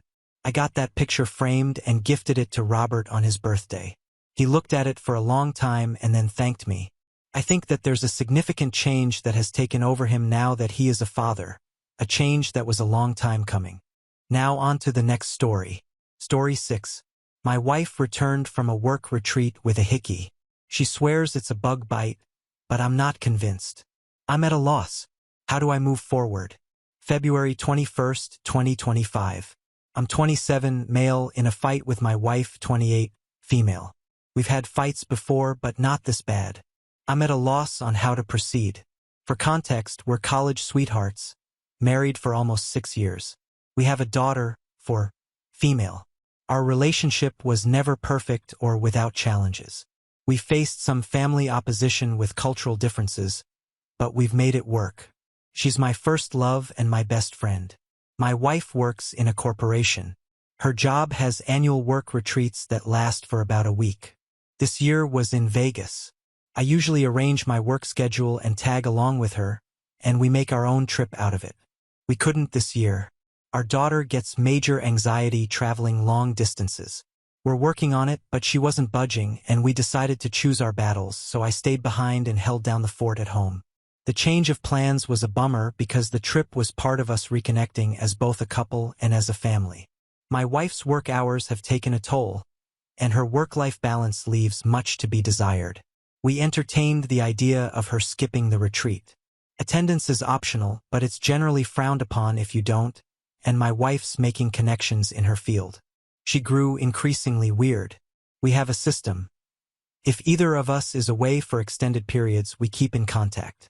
For the first day or so, she was herself, but she grew distant. I'd even text her about important stuff and be left on read, while she claimed she never saw my text. Whenever we talked, she was rushing me or our daughter off the phone. These were all times she wasn't involved in retreat activities. We were supposed to have a mini birthday celebration for our daughter over FaceTime. Our daughter was excited. It was something my wife promised her because the retreat overlapped her actual birthday, but my wife backed out because she had people up to her room after a seminar. It was like she wanted my permission to break her promise to our daughter.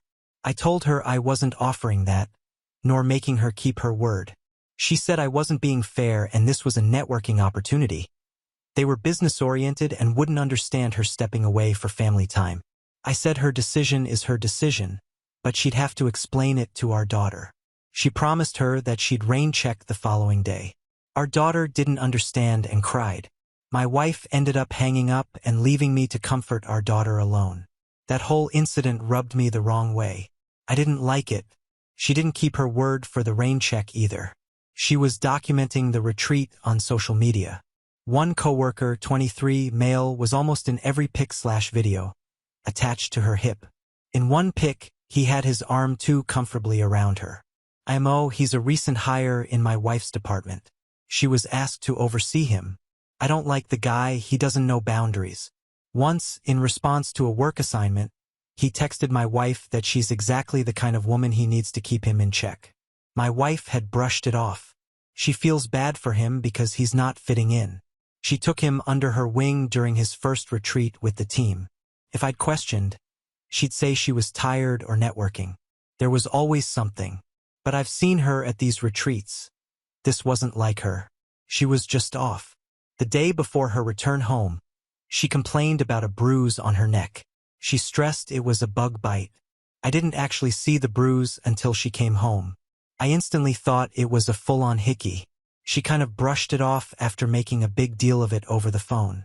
I didn't push because our daughter was present, but when I was able to confront her, she clung to her bug bite claim.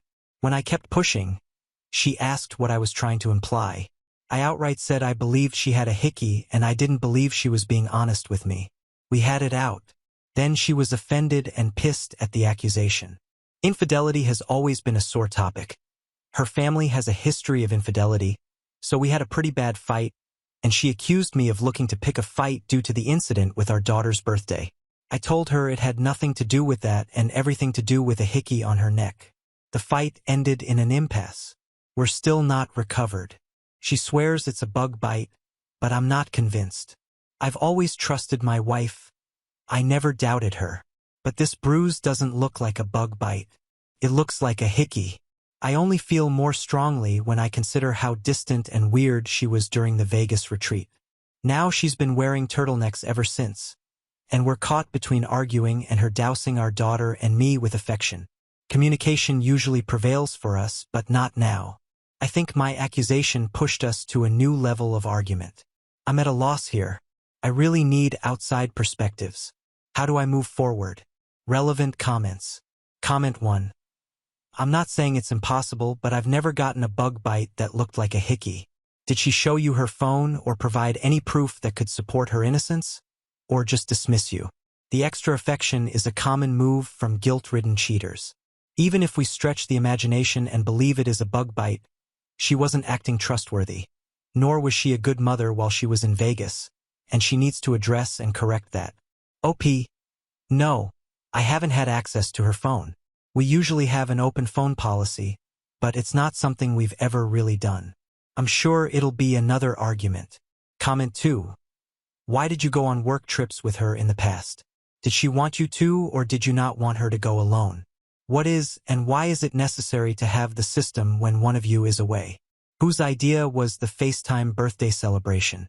Did she not talk to the daughter at all on her birthday or just couldn't do the FaceTime celebration? OP, work-life balance was an issue, so she'd invite me to the retreats. The system is for extended periods away from each other, like how long the retreat was, especially since we have a child now. The birthday FaceTime was my wife's idea. She promised our daughter and got her excited about it. No, she didn't talk with our daughter until she was calling to cancel. That's another reason the birthday stunt rubbed me the wrong way. OP responding to a deleted comment. Yeah, you don't get to disconnect from being a parent, especially to a minor, for extended holidays. You certainly don't ghost them on their birthday, and when you promise to do something special for them and got the child excited about it, or hang up on them while they're crying. I'm not insecure. My wife's gone on retreats before. We both work outside the home and have to care for our daughter, so it's not an imbalance. My wife's work-life balance is out of sorts. She's in the company of other adults. I've been with my wife on these retreats and other social events. I know how she is. She was off this entire trip, nor did I appreciate her entertaining a coworker who ignores boundaries, having his arm wrapped around her waist like he was claiming her or something. I trusted her when she said she had a bug bite. I got things to help her treat it when she returned. It was only after I saw the bruise in person that there was no mistaking it was a hickey for me, and I questioned her on it. Update 1, February 28, 2025. I, 27, male, wanted to give an update and thank everyone who reached out. The outside perspectives helped. Things are a roller coaster. I'm trying to process it. It took a while for my wife, 28, female, and me to have any real conversation about the bruise on her neck. We were stuck between arguing and her showering our daughter, 4, female, and me with affection. I rarely saw the bruise because she was turtlenecked up, but I did note the healing process from reddish purple to yellow. There wasn't any more discussion about the Vegas retreat. She made it clear she was done talking about it and that she shouldn't need to defend herself to her husband. I told her she could do whatever she wanted, but I was done being treated like an idiot, and I wasn't sharing a bed with someone I couldn't trust. So I moved into the guest room. Communication stopped. The silences were palpable. Even our daughter noticed. I'm not proud of that. I try keeping her out of fights. My wife came to the guest room one night and asked if we could talk. I could tell she'd been crying. She said she hated the way things were between us. She felt she was losing me either way. I told her I needed complete honesty. She confessed she hooked up with that coworker, 23, male, on our daughter's birthday. The hickey was from him. She was lost in the heat of the moment and didn't realize he was sucking so hard on her neck. By her account, they made out while doing some on-top-of-the-clothes stuff, and then he went down on her. It stopped there because he called her by a nickname that I affectionately call her. It snapped her back to the reality of her actions. She went to splash water on her face and saw the hickey. The guy made light of it and made a joke about the hickey being her souvenir. She blew up on him and kicked him out of her suite. Part of the reason she was avoiding me was out of guilt. She said she's coming clean because she doesn't want to hide things anymore. I asked her why she cheated. What was it about that guy she deemed worth risking everything? She claimed it wasn't him specifically, nor is she unhappy with our marriage. She doesn't really know how to explain it, but a part of her feels broken. The more she looks in the mirror, the more she sees her dad, 57, male. A cycle of being consumed with work, distant from the child, and the infidelity he put her mom, 55, female, through. She said her family never talked about anything openly and how, when she was growing up, my mother-in-law never addressed anything with her. I said her parents didn't make her cheat. She chose to party up with a guy who constantly disrespected our relationship.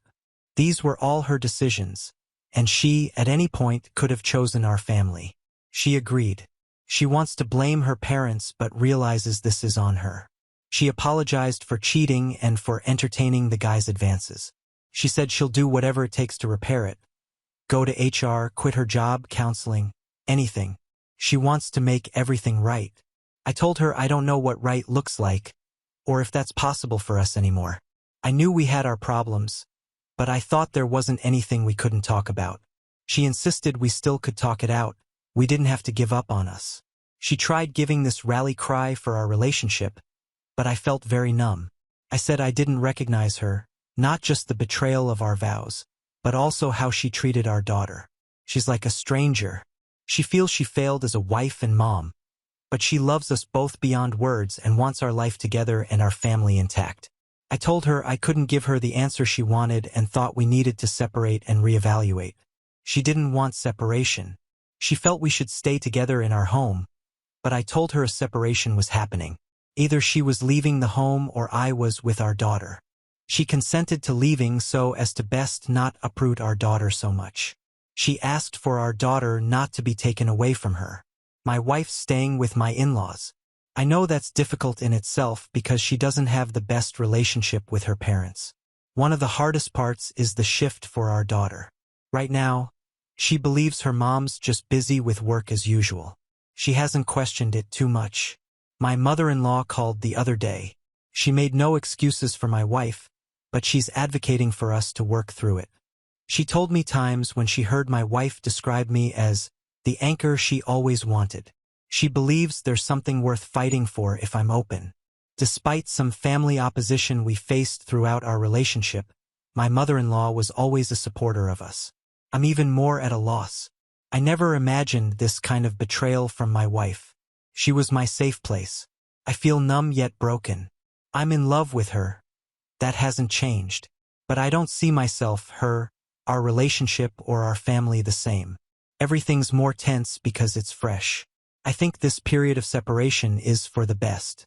I'm not sure about divorce. I haven't let myself fully go there. I'm not set either way. I don't know where things go from here, but I'm focusing on our daughter and taking things one step at a time. I feel that's all I can do right now. Thanks again to everyone for the support. It's much appreciated. Relevant comments. Comment 1. It was already established that there had been line crossing with the coworker prior to the trip, even if it wasn't physical yet. But even if there hadn't been, I've known coworkers' pet names for their significant others before when only interacting with them on a professional level. The fact that the guy both intentionally gave her a hickey and used the pet name says a whole hell of a lot about him, though. Someone willing to engage in an affair is bad enough. This guy was doing it as some kind of sick power play. Comment 2. It's also possible it's something super common like honey or baby. No, it's a specific nickname. It's not derived from her name or anything. It just summed up things I loved about her in one word. Apparently, he turned it into a sexual context. Comment 3. One question. How close was the colleague to her to know her nickname that you use, and why did she let him this close to her literally and figuratively? OP. At the time, I knew they had a friendship.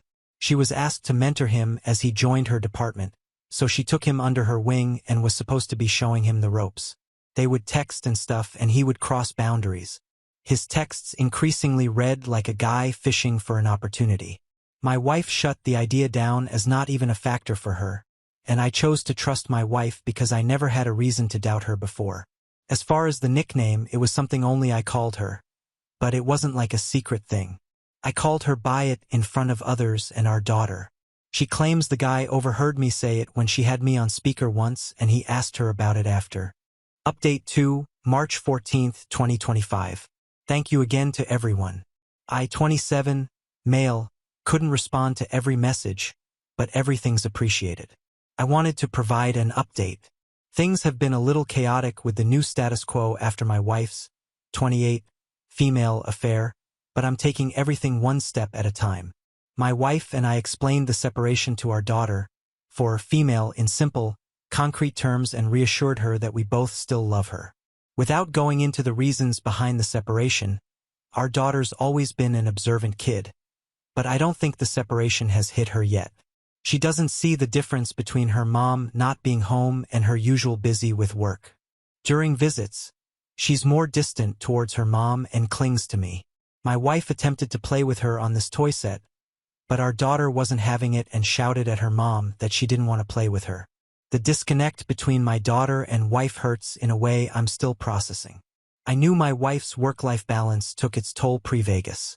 We were supposed to be working on reconnecting, but just how fractured things are is a lot more apparent.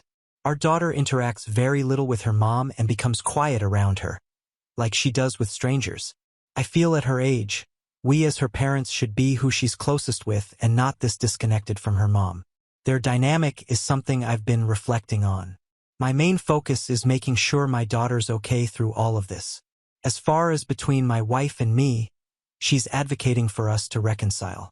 She's expressed she wants to work on our marriage, not solely for our daughter, but because she loves me. Her rally cries for our relationship are still falling flat for me. I can't give her what she wants right now. I told her I wished she would have given herself these rallies before cheating. She's adamant about the affair timeline and what occurred with the coworker, 23, male.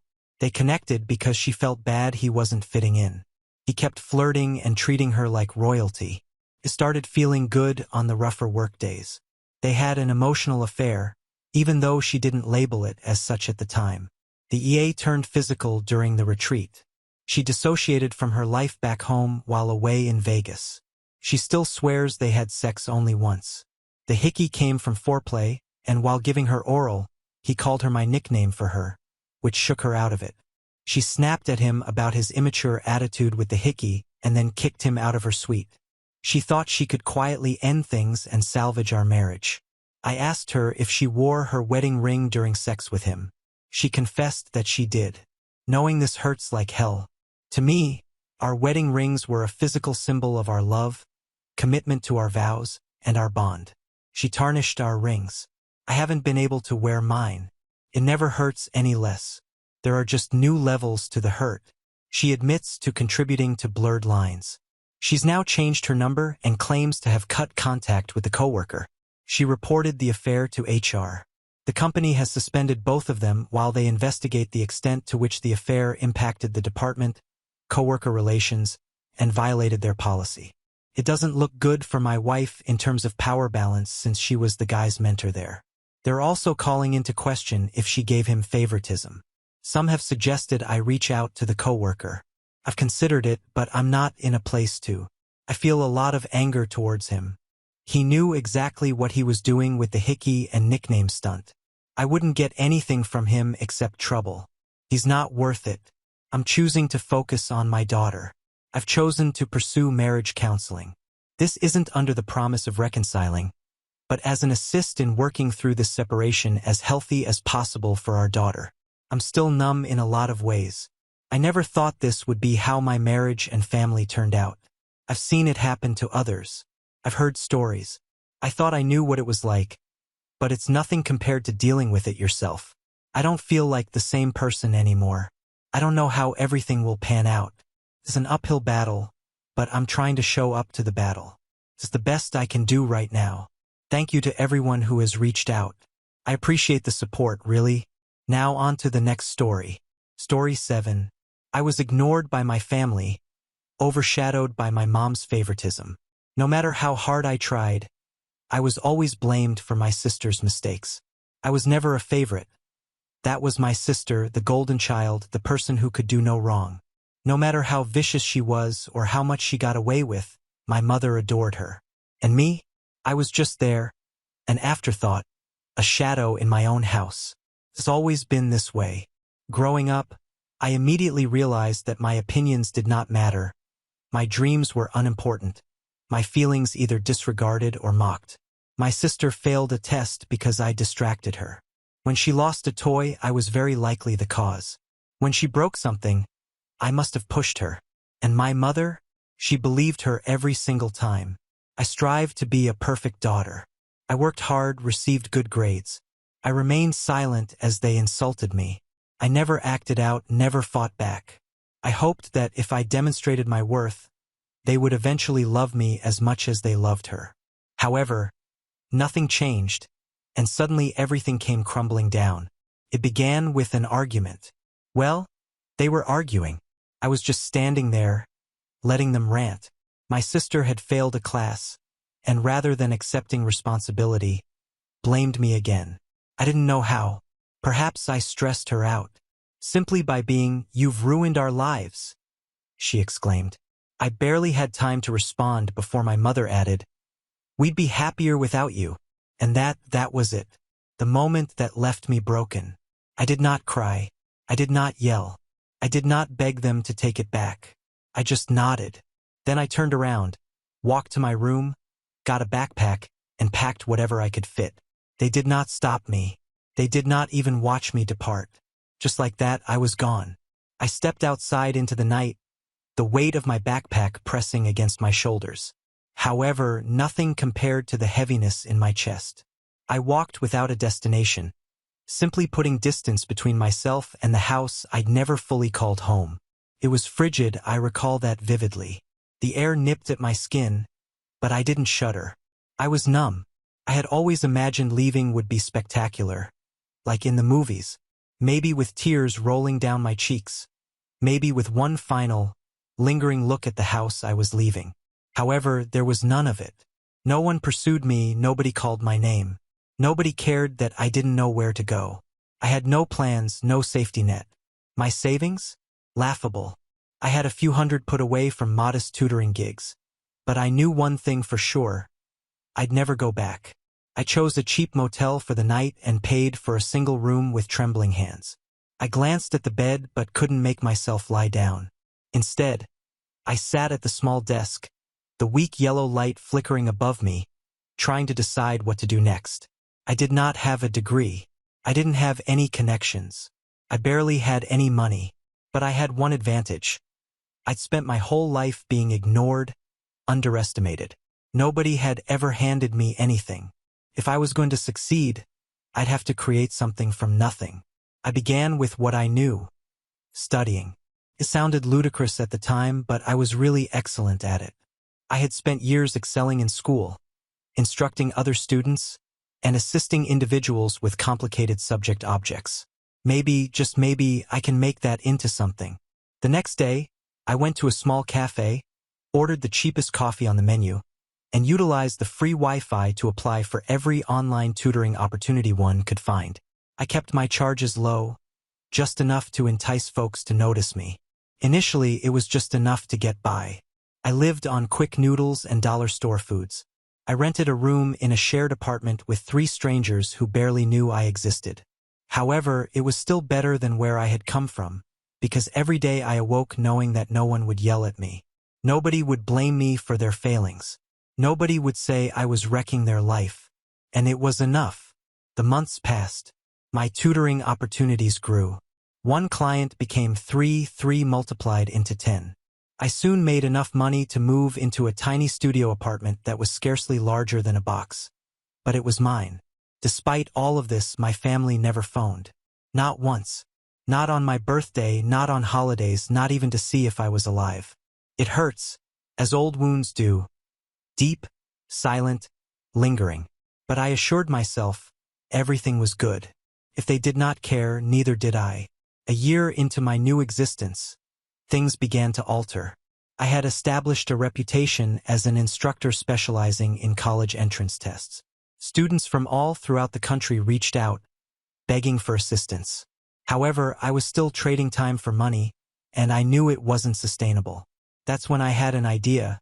What if I combine my lessons into something bigger, something scalable? I spent several months researching digital marketing, watching hours of free YouTube content. I read every article I could find. Then I began designing my own online course, the Ultimate SAT Preparation Guide. There was a risk. I spent every spare money I had on developing the course, creating a website, and running advertisements. Sales began slow, 1 here and 2 there. Then something changed. Word of mouth spread. Students began raving about my approaches and shared them online. And almost overnight, it burst. I awoke one morning to see that my sales had tripled, then quadrupled. Within a few months, I was earning more than I had ever dreamed imaginable. I moved into a swanky high-rise apartment, the kind I used to fantasize about. I traveled. I met folks who genuinely respected me, created friendships that were not based on obligation or blood. I'd done it. I created myself from nothing. And my family? They were nowhere to be found. Not a single message, not a single call. They didn't care about me. Until this morning. My phone vibrated. I scarcely looked at it. Then I noticed the notifications. Mom has 6 missed calls. Sister has 8 missed calls. I stared at the screen, my heart racing. After all this time, they had made it apparent that they never wanted me. I let out a slow breath. I changed. I wasn't the helpless, needy girl they had kicked out of their life. I wasn't their punching bag anymore. Whatever they wanted, this was not supposed to be an apology, and I had no intention of making things easy for them. I sat there and stared at the screen for what seemed like hours, but in actuality, it just took a few minutes. My thoughts raced. What could they want after all this time? Mom has never apologized for the way she treated me. She'd never revealed that she always picked my sister above me. And my sister? She hadn't even realized I was gone until now. But now, after all, they wanted me. I eventually decided to pick up. It was almost weird to hear her voice after so long. "Hello?" I asked, keeping my voice calm. "Sweetie, please, we need to talk." Mom's voice quivered. "Sweetie?" After everything, she hadn't called me that in years. The phony compassion wounded. "What's going on?" I inquired, not masking my disbelief. There was a prolonged pause. We've fallen on hard times," Mom explained, her voice quivering. "Your sister, she's been having trouble at school again. And with everything going on, we just don't have enough." She said with hesitation. "We need your help." I bit my lip, a strange combination of satisfaction and wrath welling up inside me. Was this why they called me now? What kind of assistance? I inquired, keeping my voice calm. "We need money," she said abruptly. "Your sister's tuition, it's due. And we have bills we can't pay. I know we've never been there for you, but please, we're struggling. We need you to help us. We know it's a lot to ask, but please, we've tried everything." I could hear her sniffles. Perhaps it was genuine, perhaps it was just guilt attempting to make its way back in. "Please," she repeated. "We need you back. We need your support." The words remained in the air. My support. They had been rejecting this assistance for years. I closed my eyes for a while, attempting to calm the flood of emotions that threatened to choke me. How could they think this was acceptable? For the first time in a long time, I felt more than apathy. It was hilarious. "You're serious?" I inquired, a bitter laugh escaping my lips. "You really think I'll come back and help you after everything?" There was a gap, followed by my mother's anxious cry. "Please don't do this. We know we messed up, but we're your family. You can't just leave us like this." I clenched my fist. "You never cared about me when I needed you," I replied, my voice shaking with restrained rage. "You were too busy with your golden child. You let me disappear. You told me you'd be better off without me." I paused, feeling wrath well up in my chest, but I kept it in check. I was not going to let them know how deeply they had hurt me. I was not going to let them turn this around on me. "I don't owe you anything," I said, my words as cutting as glass. Another prolonged delay. "Then why?" My sister's voice rang out next, agitated and panicked. I know I was horrible to you, but I need your help. I messed up. Okay? I didn't mean it. I've been trying to fix things, but I don't know what to do anymore." I nearly laughed. "Fix things? How can you treat years of pain?" "I don't want your apologies," I replied bitterly. "And I don't owe you my money or my help. You can figure it out just like I did. But please, just—" My sister's voice wavered, but I shut it off. "No, you should have thought about this before you kicked me out of your lives." I could feel my heart race as I hung up the phone. However, the adrenaline was not solely derived from rage. It stemmed from satisfaction. Knowing they needed me gave me a sense of satisfaction. After years of silence and pretending I did not exist, they needed me. I stood up and paced the room, allowing the gravity of the situation to set in. They were not calling to apologize. They weren't calling because they had missed me. They were phoning because they wanted me to remedy their mess. And while they struggled, they recognized what they had thrown away. But that didn't matter to me. They did not deserve me anymore. I was finished. But deep down, a part of me wanted to make them beg even longer, make them uncomfortable. The phone vibrated again. I glanced at the screen. Mom again. Her message carried the same desperate tone. "Please, I know we can't undo the past, but we need you." I grinned. They had no idea what they were getting into. The phone vibrated again. The screen flashed with another message from my mother. "Please, I'm begging you. We don't know where else to turn." I stared at the message, my finger hovering above the screen. Part of me wanted to dismiss it completely. After all, hadn't I previously answered them? But the desperation in her tone made me hesitate for a time. Then I shook my head. "No, I was not going to soften. I was not going to be the one to improve their lives again. The thing is, I'd constructed something for myself, my empire, so to speak. My achievement wasn't solely about money. It was about the ability to choose who would be a part of my life. And my family? They no longer deserved that luxury. I put the phone down. I walked to the window. I looked out at the city. From this vantage point, everything seemed far away, so little. My former life's troubles felt like they belonged to someone else. I wasn't that person anymore. I was not their burden. Nevertheless, the messages kept pouring. I took a breath. I was not going to give in. I was not going to let them influence me with their guilt. But deep down, there was a flare of something. Perhaps it was pity, perhaps curiosity, perhaps something darker. But I resisted. The following morning, I awoke to the sound of my phone vibrating on the nightstand. Again, a quick peek at the screen confirmed it was from my sister this time. I paused. Should I bother reading this? But my thumb swiped across the screen before I could think about it any longer. The message came in. I know I can't change the past, but I've been trying so hard to get into college. They rejected me, and now Mom's saying that if we don't get the money for the retake, I'll never make it. Please, please, I'm so sorry. I felt an unusual sensation. Not sympathetic, not guilty, but something made me halt. Was this genuine? Was my sister really begging me? Or was she simply doing her part? I took a deep breath, my hand trembling as I typed my response. You never cared when I needed you. Why should I care now? I pressed send. The weight that settled in my chest felt heavier than I anticipated. A part of me felt cold and detached. I had built some protective armor over the years. But there's another part of me it wanted to believe her. But I could not. I continued to work throughout the day, but every time I looked at my phone, there were additional notifications.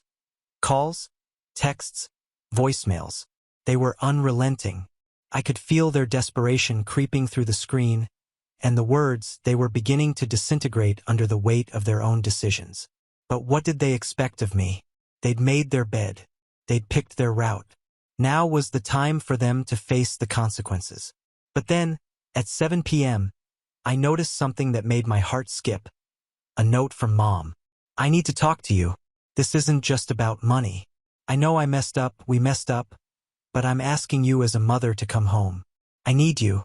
We need you. Please don't leave us like this. I stared at the message. My thumb hovered above the keyboard. I briefly pondered calling her back. Perhaps I could hear her out. Maybe I can find a way to make this work. But then I thought about what they had put me through. They treated me as if I did not matter. I was not going to forget that. I was not their savior. With a long exhale, I typed, You had your chance. I'm done. I pressed send, and something within me cracked. I knew I'd made the proper decision. At the same time, I felt a lingering ache in my chest, because deep inside, I couldn't help wondering, what if this was their final scream for help? What if they truly were suffering? But in the end, I learned one thing. I could not repair them. They were beyond rescuing. If they wanted anything from me, it needed to be on my terms. I put my phone down and attempted to forget about them. But the following evening, while I was sitting in my living room going through my phone, I heard a knock on the door, a sharp and fast rap. There was a pause afterwards. I looked up, puzzled. Who might that be? I stood up and moved toward the door, the hairs on the back of my neck standing on edge. Something did not feel right. Looking through the peephole, my stomach sank. There they were, Mom, Dad, my sister, all standing on my porch. They looked like they hadn't slept for days. Their faces were worn, drawn, and pale. But it wasn't only their appearance that made my pulse quicken. It was the fact that they had arrived here uninvited. I hesitated for a time, unsure what to do. Part of me wished to ignore them, turn around and walk away, pretending I hadn't noticed them. But the wrath I had been suppressing surged up. I wasn't about to let them enter my space, not after all they had done. I opened the door just enough to see them clearly, my heart pounding in my chest. What are you doing here? I questioned, my voice low and angry. Mom stepped forward first, her eyes wide with despair. Please, please, just hear us out, she begged. her voice shaking. I stared at her. The same woman who said she'd be better off without me, who had repeatedly shoved me aside. So now she was standing on my porch, pleading for assistance. "What the hell are you doing here?" I asked, my voice rising. "You think just because you show up at my door I'm going to take you back? You think I'm going to forget everything you've done?" Dad shuffled uneasily behind Mom but did not speak. My sister stood next to him, staring at the ground and avoiding my look. We're sorry," Mom admitted, her voice breaking. "We've been trying to reach you, but we know we've messed up. It's just so hard, and we don't know what else to do. You're the only one who can help us." "The only one who can help you?" I felt the rage surge like a tidal wave. "You didn't need me before, why now? You had years to fix this," I retorted. "Years, and you never once bothered to reach out, to make things right. Not when it mattered. And now you think you can just show up here and make everything okay." They remained silent for a minute, evidently surprised by my coolness. Mom's eyes filled with tears, but I could not force myself to care. "We've been struggling," she said in a desperate whisper. "We don't have money for rent. Your sister's future is slipping away. I don't know what else to do." I clenched my fist. "Don't tell me you don't know what else to do," I exclaimed, my voice quivering with rage. "You had choices.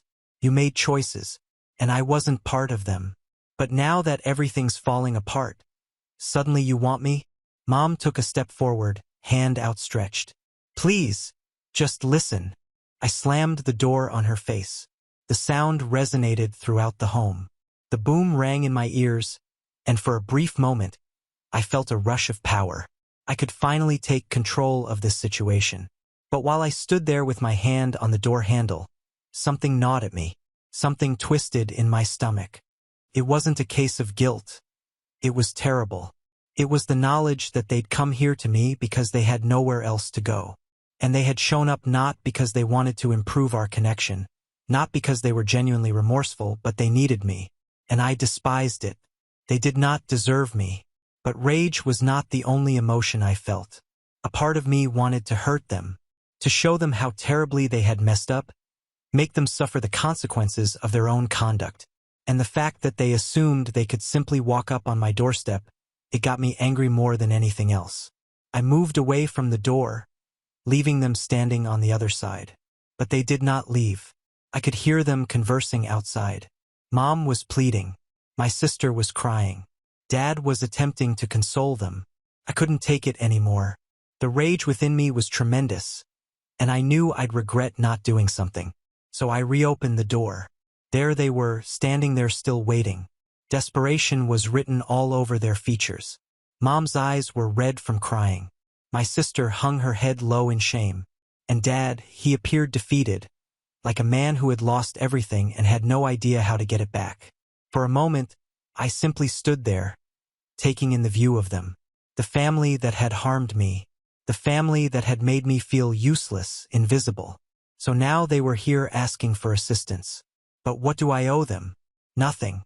I took a deep breath, and then without saying anything, I took one last glance at them. "No, you don't get to come here and expect forgiveness just because you're struggling now." The words came out coldly, hard, like a scalpel cutting through the strain. I didn't feel any regret as I stated them. They deserved to hear the truth. "You had years to fix this," I said, my tone steady but forceful. "Years to realize what you lost. But you didn't care then, and I'm not going to be your solution now." I noticed Mom open her mouth in protest, but I held up my hand to silence her. "I built my life, my success, from the ground up, and I'm not going to let you destroy it too. You don't get to come into my life and expect everything to magically change because you've hit rock bottom." Their eyes started welling up again, but I felt nothing. There was no guilt, no regret, just some calm satisfaction. I knew I was finally putting myself first. "Go," I stated simply, my tone unyielding. "Fix your own mess. I'm done." I closed the door for the final time. Weeks have passed, and I continued living my life. My business has grown, my network expanded, and I felt more energized than ever. I had become the person I had always wished to be, the person who did not have to apologize for their accomplishments, the one who had learned to let go of the negative aspects of their history. I never heard from them again. Not a message, not a call. And you know what? It was fine. It was the tranquil peace I hadn't realized I'd been seeking. And as time passed, I came to realize something important. The ones who have wronged you, those who abandoned you, are not the people you should seek validation. You are the one who matters. You get to select what happens to your future. In the end, I had discovered one very simple truth. You can't keep giving to individuals who have never given you anything back. The door closed for good. Now on to the next story. Story 8. My brother's fiancé's prank on my husband led to a defensive reaction, causing tensions that make me reconsider attending their wedding. I am 25F.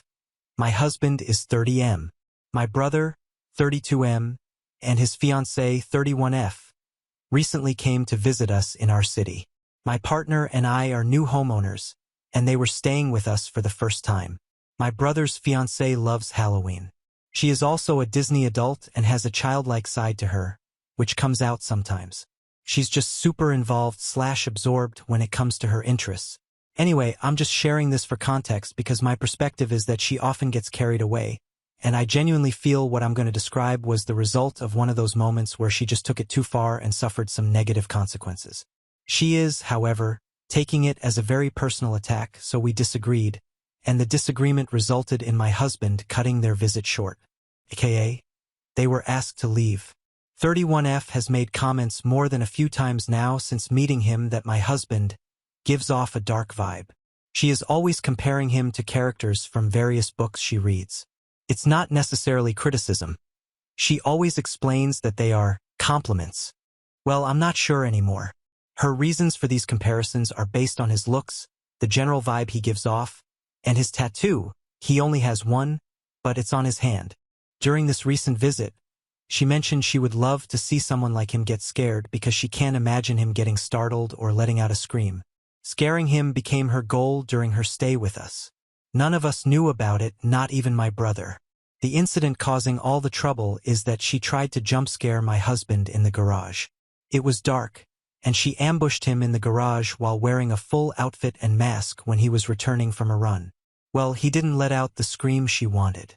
He instinctively reacted by shoving her against the wall. She hit her head and was quite shaken up. Luckily, he realized very quickly by the sound she made that it likely wasn't an intruder. He switched the lights on and pulled her mask off. He told me he was very confused at the moment. Why would she attack him? My husband helped her inside, apologized, made her tea, and then called me. I was out with my brother. When we got home, I asked 31F if she was okay, and I said her prank was stupid to do because she could have gotten seriously hurt. I don't know if it was what I said that bothered her, or if she was just waiting for her partner to come home, but she launched into crying about how my husband used an excessive amount of force, knowing it was most likely her just doing a harmless prank. In a nutshell, my husband asked her straightforwardly, "Are you implying I intentionally assaulted you?" She hesitated but chose to say yes, and my husband responded to that with, "Get out of my house." I tried to smooth it, but my husband was adamant. If that's what she genuinely believes, she's not welcome to stay. 31F chose to stick to her accusation. I decided to side with my husband. My brother is angry with me. He thinks I should have tried to do damage control and let them stay by convincing my husband to lean more into apologizing and placating his fiancée, who was just recovering from the situation. He thinks this whole thing would have blown over if I'd helped my husband. I find this unfair. My brother was counting on me to handle all this, yet he didn't speak up during the conversation or try to talk sense into his fiancée. My husband remained calm the entire time, but he obviously felt insulted by her remarks, and I think that's valid. Why should I have taken my brother's fiancée's side over my own husband? Especially when I feel like she was wrong for doing all that, then turning around and accusing my husband of wanting to hurt her. My brother says I was short-sighted and should think of their upcoming wedding, but I think he is the one who needs to get his fiancée to apologize to my husband. Editing to add the text below in an attempt to answer some things that are getting lost in comments. I would like to clarify when I meant I tried to smooth the situation. I was not taking 31F's side or doubting my husband in any way. I simply tried to get everyone to consider tabling this until emotions had cooled down, and by those emotions I mean the hysterics of my brother's fiancée. My husband was calm throughout, although there was an obvious finality about his decision. He made his statement and disengaged. As mentioned, my brother looked to me, hoping I'd persuade my husband, but I didn't, so they had to leave. The costume. I mentioned in a comment that I didn't get an opportunity to ask that night if she bought an outfit specifically for this prank, or if it was my brother's Halloween costume. They go to adult Halloween parties and we're attending one this weekend, 2 hours from where we live. It was part of my brother's costume. A mask like a golden masquerade one, but more coverage. It reminded me of the gold-jeweled animal masks from Squid Game, or something you'd wear to a Rothschild party in the 70s. And she had on a long robe/cloak with a hood. People asked me to update. I will do that. Please look at my comments too in case I already answered a question you might have. But I think these two were the ones I saw pop up the most. I'm sorry I can't keep up with all the comments. I really tried. I will be showing this thread to my brother. Some of OP's comments. Comment 1. What did your brother say when you explained how he should have leaned into having his future wife apologize because the whole thing would have blown over if he'd helped her fold? OP. He kept sticking to her being in shock and having the right to be upset because she got hurt, slammed against the wall. So instead of having a meaningful response, he kept downplaying her behavior and making excuses for her. He is saying he didn't want to invalidate her at the moment and that's why he stayed silent. And he feels that as a woman I should have spoken up to convince my husband to take full blame/try to make it up to her. I guess I'm learning a lot about my brother's relationship dynamic. Comment 2. She seems inappropriately fixated on OP's husband. Why was she even pranking him to begin with? Do they normally have jokey banter? This is just so bizarre and I don't understand her thought process. OP. I don't understand either. My husband has no banter with her. They don't have much of a rapport. All her impressions about him are just superficial ones she's made. She doesn't even know him, but she's the type of person who believes she is really good at reading people and convinces herself she's figured them out and what kind of person they are. She has tried guessing things about him in the past and she gets them wrong because she is basing him off her assumptions. I am sure she does this with other people she meets too. Comment 3. Could it be racially motivated? OP. I don't think her behavior is racial. From my knowledge, she doesn't see him as a Disney villain, but rather like a dark type of character from books and TV shows and stuff.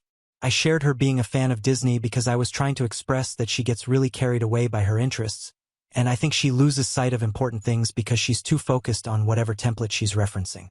He is just a calm and stoic person who is not very talkative. He is not shy, so I think he comes across as difficult to read and maybe a little intimidating because of that. He's just someone who observes more, isn't overly chatty, and she doesn't even know him. She just fills the gaps in her knowledge about him with assumptions of who she thinks he is because she thinks she's good at reading people and figuring them out. She's not and has assumed wrong things about me too. But this is something she boasts as a skill of hers. I said it in another comment too, she makes confident guesses about my husband, but often gets it wrong. Dark? Oh wow. I'm learning via comments what dark actually means, and I don't get it because my husband is not a mean person at all. I wouldn't even say he is brooding. He is just straightforward, calm, and controlled, and not a yapper like myself and the rest of my family, and unapproachable. I can understand a little because of his stature. Being more of the silent type tends to make someone feel that way from a distance. But he has the warmest smile to bridge that. Sorry to hijack your comment, I know what you were saying.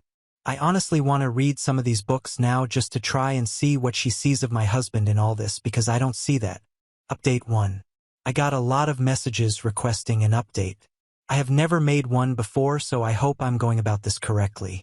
I tried to talk to my brother multiple times after the incident, but each attempt ended in silence because I refused to give in to his demands. He wanted my husband and me to apologize to his fiancée, starting with me downplaying the whole situation so she wouldn't feel bad about her prank. I hesitated to send him the Reddit post I'd made initially. I thought it might work against us to make things worse. But his total inability to reason with me or see the situation for what it was became beyond frustrating. Since I couldn't physically deliver a cold, hard slap to his face for asking me to be complacent in allowing my husband to be falsely accused of assault, I figured the next best thing would be for him to read all your comments. Following the advice I got here, I tried to get ahead of the situation by informing my parents. My dad, a reasonable and practical man, immediately sided with my husband. His comments were similar to what a lot of people here had said, focusing on how dangerous and reckless the prank was and the ramifications of being falsely accused of assault. My mom, who unfortunately has always favored my brother, suggested we at least hear her out, referring to my brother's fiancée. As livid as I was about her reaction, I wasn't surprised by it. My dad did try to shut down her skepticism, but she remained on my brother's side for a few days until I showed them footage from my brother's Tesla, which he had tried to delete. The Sentry thing, sorry if I'm using the terminology incorrectly, I'm not a Tesla owner, recorded part of the interaction in the garage. Not the jump scare itself, but the aftermath, which IMO was more crucial. My husband's account was confirmed. He used a measured amount of force to immobilize her and was prepared to escalate if necessary, which is beyond generous for someone to do in a situation like that and definitely not owed. Many of you speculated that she might have a fixation or even a crush on my husband, and I'm starting to reconsider some past interactions with that in mind. I also misunderstood what dark book she expressed she enjoyed and compared my fiancé to. I learned from comments here that they are actually a subtype of the romance genre. I didn't know she was comparing him to characters in romance novels because one of the characters I recall her comparing my husband to was from a book about dragons. I genuinely wish I still remembered the names of various characters she's mentioned over the months so I could satisfy my own curios, but my brain glossed over the names during conversations. We have a group chat for the wedding which includes my brother, my parents, my brother's fiancée, and her parents. In that chat, I addressed the incident but didn't share the Tesla footage, only mentioned that it exists. Her parents didn't respond in the chat, though I know they saw the message. Later, her mom called mine. Apparently, they had no idea about the prank. It's hard to say whether they believe me or if they've taken their daughter's side after speaking with her. My brother's fiancée and my brother have both extended apologies to my husband and have requested our presence at their upcoming wedding. My parents, trying to keep the peace, have encouraged us to go, saying it's the honorable thing to do. So for the sake of family formality, we've decided to attend. However, my husband has made it clear that we'll be there out of obligation. We will be keeping a distance from them going forward. We haven't explicitly stated it, but there will be no future invitations to our home, not even for the holiday dinner we had planned before all this happened. My husband is going to minimize all future interaction with my brother's fiancée. I don't think we'll ever trust her again. I'll try to spend some one-on-one time with my brother to gauge where we stand. Our relationship feels strained, and this incident has made me realize that I lost him to her long before this happened, something I hadn't fully recognized until now. Thanks to everyone for sharing your opinions. A reporter from a news outlet reached out to me, and I remember requesting that if anyone uses my story, I would like them to pass on the following sentiment. I hope that if you share my story, you can help highlight the dangers of ambush-style pranks. These types of pranks create a threatening environment and put everyone involved at risk of serious harm or injury. They are stupid and dangerous. No one should have to feel threatened or be put in a position where their safety is compromised for the sake of a prank. If that's the setup, then it's not a prank. Actions like these will always have consequences, some of which may be irreparable, and no prank is worth the risk of someone getting hurt. Editing to add a little footnote. I understand people get curious and invested, but please consider this my final update. If necessary, I will update again in the future, but it will be unlikely and I assure you it won't be anytime soon. I got a lot of DMs requesting updates on the previous post, so I thought I'd place this disclaimer here. And another edit to fix the formatting. I wrote this post in my notes app first, which was a dodo move apparently. Sorry, I suck at this. Some of OP's comments. Comment 1. Please make sure to keep a copy of that video, and if possible a written statement from your future SIL. She can always backtrack and try to ruin your husband's life with a false accusation. OP, we have a copy. My husband pulled the footage the night the incident happened while the rest of us were still talking. I didn't mention it in an edit because he was waiting to see if my brother would be willing to show it to us himself, and I was going to send the post I made to my brother. When my brother didn't bring it forward, I revealed it. Comment 2. How did you get the footage from your brother's Tesla? OP. He used my brother's phone to unlock it. You just have to bring it near the car. The phone doesn't have to be unlocked or anything.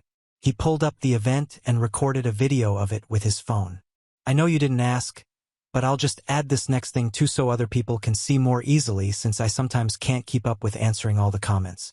When it came to apologizing, my brother refused to be honest and claims he might have accidentally deleted it because he has apparently a habit of deleting all the footage since it records unnecessarily a lot, and he rarely reviews it back.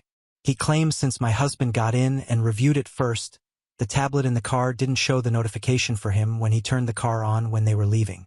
He assumed it didn't record an event. Comment 3. I think since they both apologized, you are making the right decision by going to the wedding, but still keeping your distance in the future. Is the video good enough to see the look on her face after the prank went bad? OP, it started recording when he reacted to her, not before that, I'm guessing because it got triggered by the movement.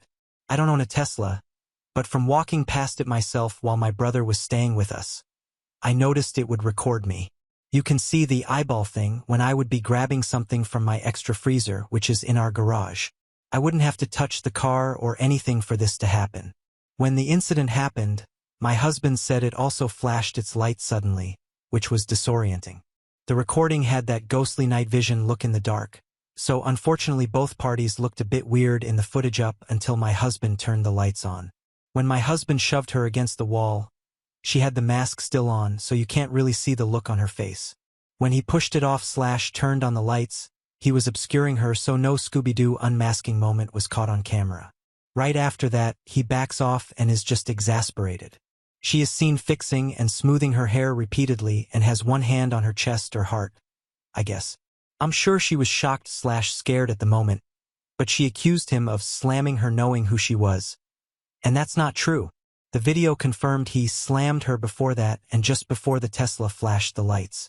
At no point does she look afraid of him or anything like that. Edit to emphasize. The footage shows he doesn't touch her in any way after unmasking her. Comment 4. I thought about it in the first post and I'm thinking about it now. What was her endgame?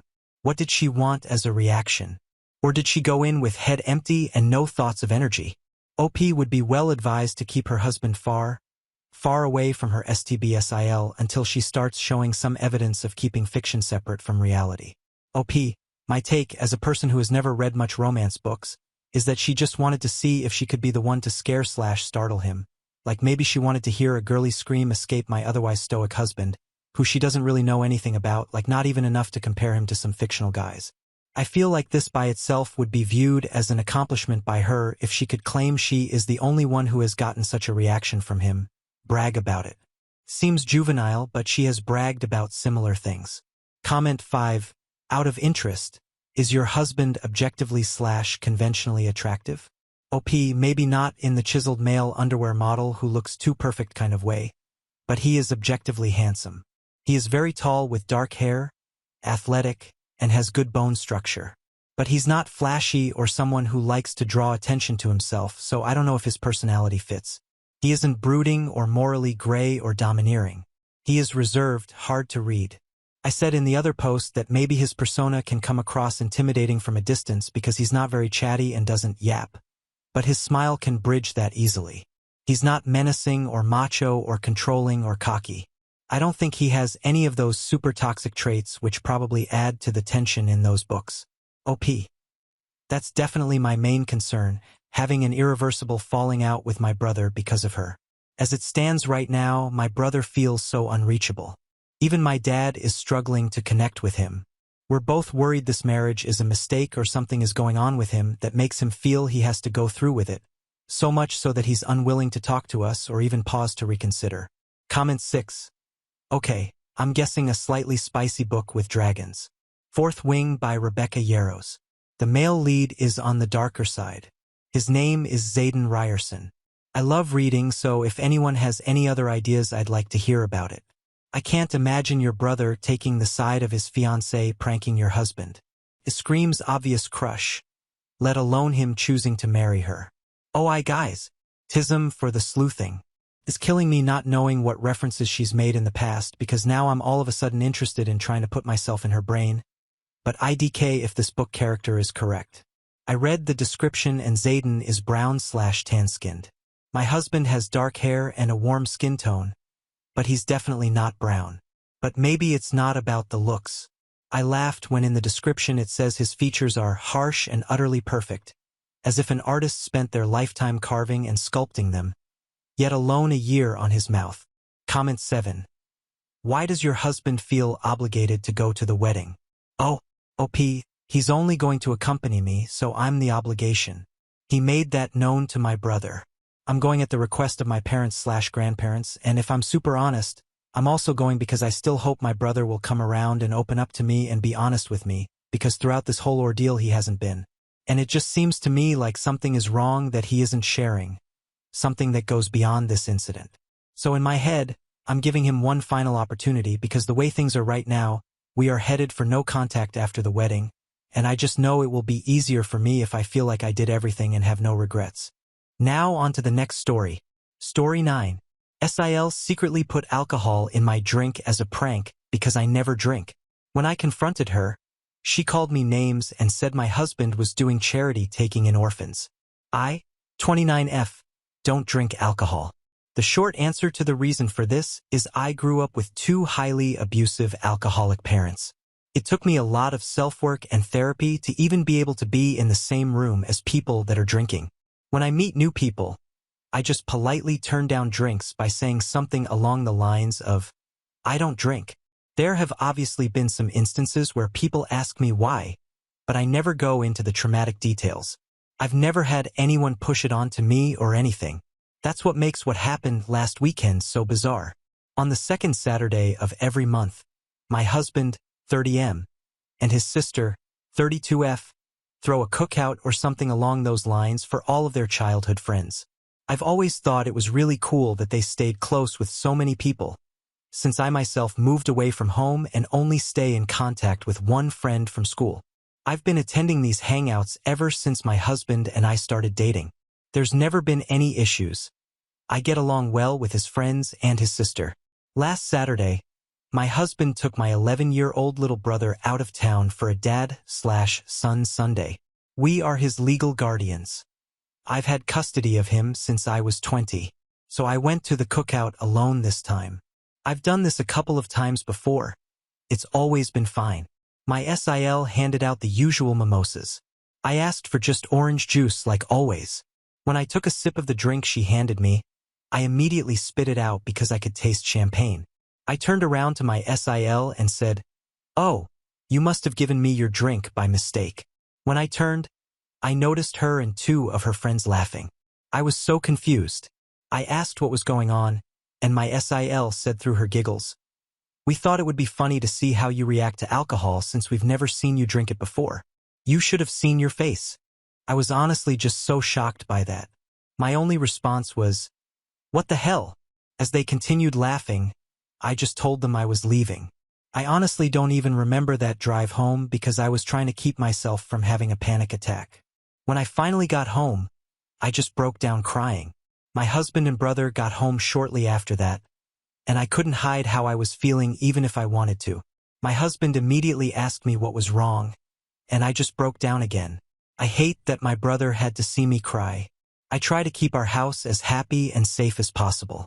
After I put on a movie for my brother, I explained what happened to my husband. He was so mad. I've never seen him like that before. He told me to go relax with my brother, and he was going to sort everything out. I could hear him yelling at his sister on the phone, and after almost an hour, he came and sat with us and told me we wouldn't be seeing her again. The next day, we told my mother and father-in-law. I've always been really close with them, so I wanted to confide in them, but I was obviously scared because that's their daughter, and I didn't want to talk bad about her to them. To my surprise, they were absolutely mortified and so apologetic on behalf of their daughter. I'm so glad because my little brother adores them. It would have been devastating if our relationship with them suffered because of this. So yeah, this past week has been so weird. I feel weirdly betrayed. I hate that my SIL and her friends used me as some sort of entertainment for the day. I know that they don't know the trauma this triggered inside of me, but I'm just so confused on why they thought that was an okay thing to do. I also feel guilty because I don't want my husband to stop going to the cookouts and lose his time with his friends, and I don't want him and his sister to never see each other again because of me.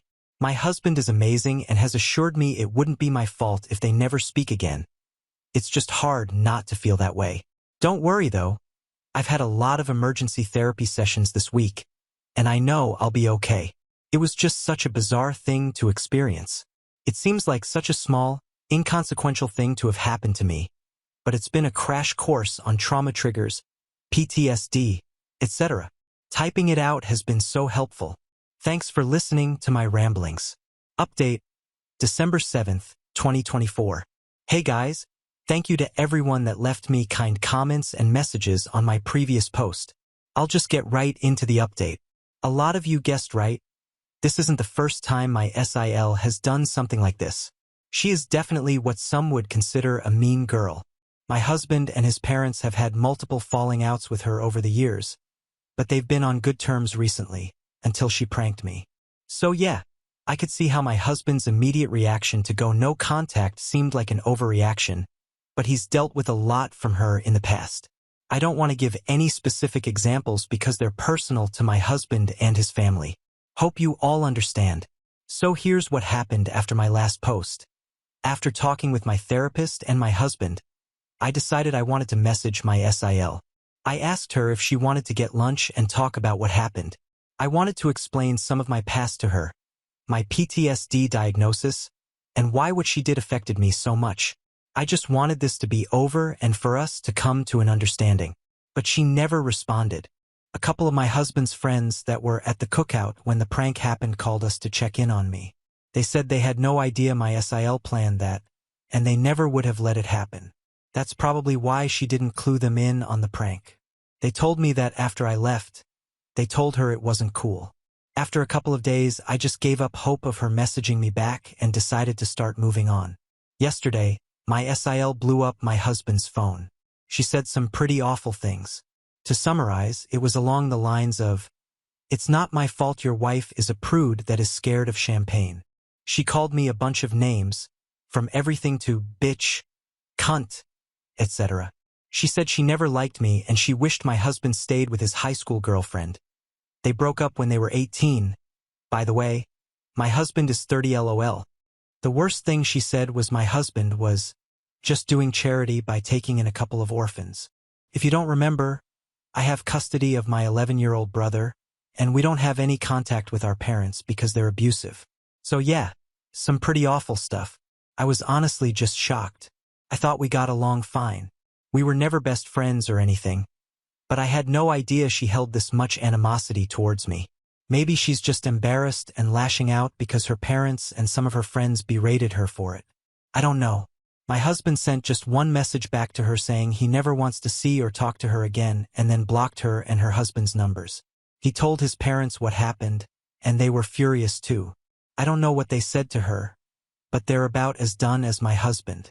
Since I've been in therapy and have support around me, her words didn't bother me much. I know she obviously has some problems to deal with, and I'm just her latest target. The worst thing she did was bring my brother up. I'll never forgive her for that. He's not an orphan. He has two parents that love him, and I'm not either. I have in-laws that love and support me. They always have my back, even when it comes to their own daughter. If I never see my SIL again, I'd be fine with that. I truly hope one day she'll come to her senses and understand the way she treats people isn't right. We've decided to turn every second Saturday of the month into Family Day in place of the cookouts. I'm going to be just fine. I'm already feeling miles better than I did writing my previous post. For everyone calling me dramatic, I'm genuinely glad you don't have experience with PTSD or triggers. I don't think it's funny to give someone alcohol without their consent, even if you know the person drinks anyway. Again, thank you for all the kind words. I hope there will be no more updates, but if anything crazy happens, I'll let you know. Now on to the next story. Story 10. Dad said he won't come to my wedding unless I invite his wife who's been mean to me for 20 years. so I told him fine and had the perfect wedding without him. For some backstory, I, F24, have a rough relationship with my dad's, M43, wife, Ellie, F41. They got together in 2006, married in 2011, and have had 2 children since then. Ellie has never liked me. I was introduced to her when I was 7, and things were instantly sour. She was mean, snarky, and had no interest in me whatsoever. Now, as an adult, I can tolerate her behavior, which has gotten significantly worse as I've grown up and began to talk back. The issue lies with the fact that my dad has always allowed it. I'm a grown woman and can handle myself now, as I've been doing for years, but when I was a child, he had nothing to say about her borderline abusive behavior and will find ways to change the subject/excuse it whenever it's brought up. This has significantly damaged our relationship, and we're low contact as of now. So, I'm getting married in November this year to James, M25. We've been together for 11 years. Ellie is insistent that she will be there. She will not. I have made this clear since we got engaged in November 2023. My dad is invited, but I made it plainly clear last year that she wasn't welcome as a result of her behavior, attitude, and treatment of both of us. It's worth mentioning here that James also doesn't want her present as she is discriminatory. James is trans FTM and Ellie will dead name him, make comments about it all, and is overall hateful. He is also defensive of me, given that he has been with me for the majority of Ellie's treatment. So my dad met with me last week and told me that if Ellie wasn't present at my wedding, he wouldn't be either. I honestly expected something like this to happen, so I said that it was fine. He was confused and asked me to elaborate, so I explained that he didn't have to attend, but it meant that I would never speak to him again, that I had dealt with him choosing Ellie over me for almost 20 years, and that my wedding of his first and only daughter being a subject of debate was the final straw. He said nothing for a moment afterwards, and then got up and left. Ellie has been blowing up my phone with explicit texts, but it's been radio silence from my dad since our chat. As I said, I've dealt with Ellie's treatment, and by extension my dad's silence, for almost 2 decades. My wedding feels like a good place to finally end this all, to start over. I don't see a way to fix this or our relationship as long as he's with Ellie. Am I the a-hole for telling my dad I don't care if he's present at my wedding? Edit. Just to say thank you so much for the responses. I didn't expect this at all. All of the advice, guidance, and kind words are amazing. I'm struggling to respond to everybody, but just know I'm reading every comment. Also, thank you for all the well wishes for the wedding. Thank you truly. Comments where OP has replied. Comment 1, NTA. There's been no effort of apology or reconciliation. It's strange that Ellie would even want to be at the wedding anyway. P. She can't handle that my dad will be somewhere she isn't. It's a habit of hers to take him away from my special events. Comment 2. She doesn't truly want to be there. She just doesn't like that I told her no and that my dad had an invitation so he would be where she wasn't. She has a habit of breaking boundaries and finding ways to get under my skin. So her being at my wedding after I objected would have been another "I had my way and you had to suck it up" moment for her. That's why I'm finally putting my foot down, no matter what it takes, amidst other reasons. Comment 3. What do both Ellie and your dad have to say in regards to the reasons for you choosing not to invite Ellie because of her abusive treatment towards you? P. Ellie is making a song and a dance of it. She knows she's vile towards me, but will deny it to people we don't know and claim we have a strained relationship. She's told me I'm attempting to divide her and my dad by saying one can attend but the other can't and giving my dad ultimatums to hurt him. My dad has never been able to acknowledge her treatment and will find ways to change the subject/excuse it. So he's claiming that by denying Ellie a place at my wedding, I'm starting unnecessary drama and causing a scene. I've reiterated that I don't want her there because of what I said before, but he's saying that I'm only doing this to get back at him. Comment 4. So has your dad ever directly acknowledged anything you've pointed out about her behavior towards you? When you confront Ellie directly, does she acknowledge what you have to say about her behavior? If they try to smear you online, I say put them on blast and publicly list what she's done. Maybe threaten them with that if they continue. P. To a degree. I have said the word, "She treats me like shit" to him, and he has said, You're blowing it out of proportion. My take is that he knows exactly what she says and does. He's been present for most of her behavior, but he dumps it down out loud for her sake to defend her, if that makes sense. He's a coward.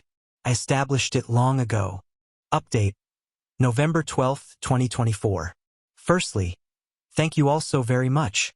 The overwhelming amount of advice, support, feedback, and kind words meant more than you could ever know. So, my wedding was just over a week ago, and it was absolutely perfect. It was me and James surrounded by the people we love and the ones who love us most. Neither my dad nor Ellie were there. Following our last talk where I told him I didn't care if he was present, it was complete silence from him for just over a month. I took my dad's silence as his mind made up, and I actually felt at ease with it, which was another huge wake-up call. He finally messaged me in October and asked to talk over the phone. I told James, and he said to do it and use the opportunity to make my final choice on the matter and set it in stone. So we spoke. He asked that I allow Ellie at the wedding. I said no. He said that he wouldn't come if she wasn't there. I said I didn't care. We went back and forth for a little bit, mostly just repeating ourselves, until he basically said, "Is this really the hill you want to die on?" I said yes, told him that he had a week to give me a simple yes or no as to whether he would be there, and hung up. He messaged me a couple of days later with a long paragraph about how I was giving him ultimatums, making him choose, holding on to the past, petty and disrespectful, etc. And something snapped. I said that he had more than enough chances to attempt to make things right, but that I was done, and blocked him. On the day of my wedding, I tried not to think about it, and it was honestly easier than I thought, to the point I didn't realize he wasn't there until midway through the ceremony. I was hearing from mutual friends and family that my dad has been pretty silent on the whole thing. Other members of my family/close friends were present at the wedding and asked why my dad wasn't there, and I just told them it was a story for another day, not something I wanted to get into on my wedding. Honestly, this entire situation is just draining.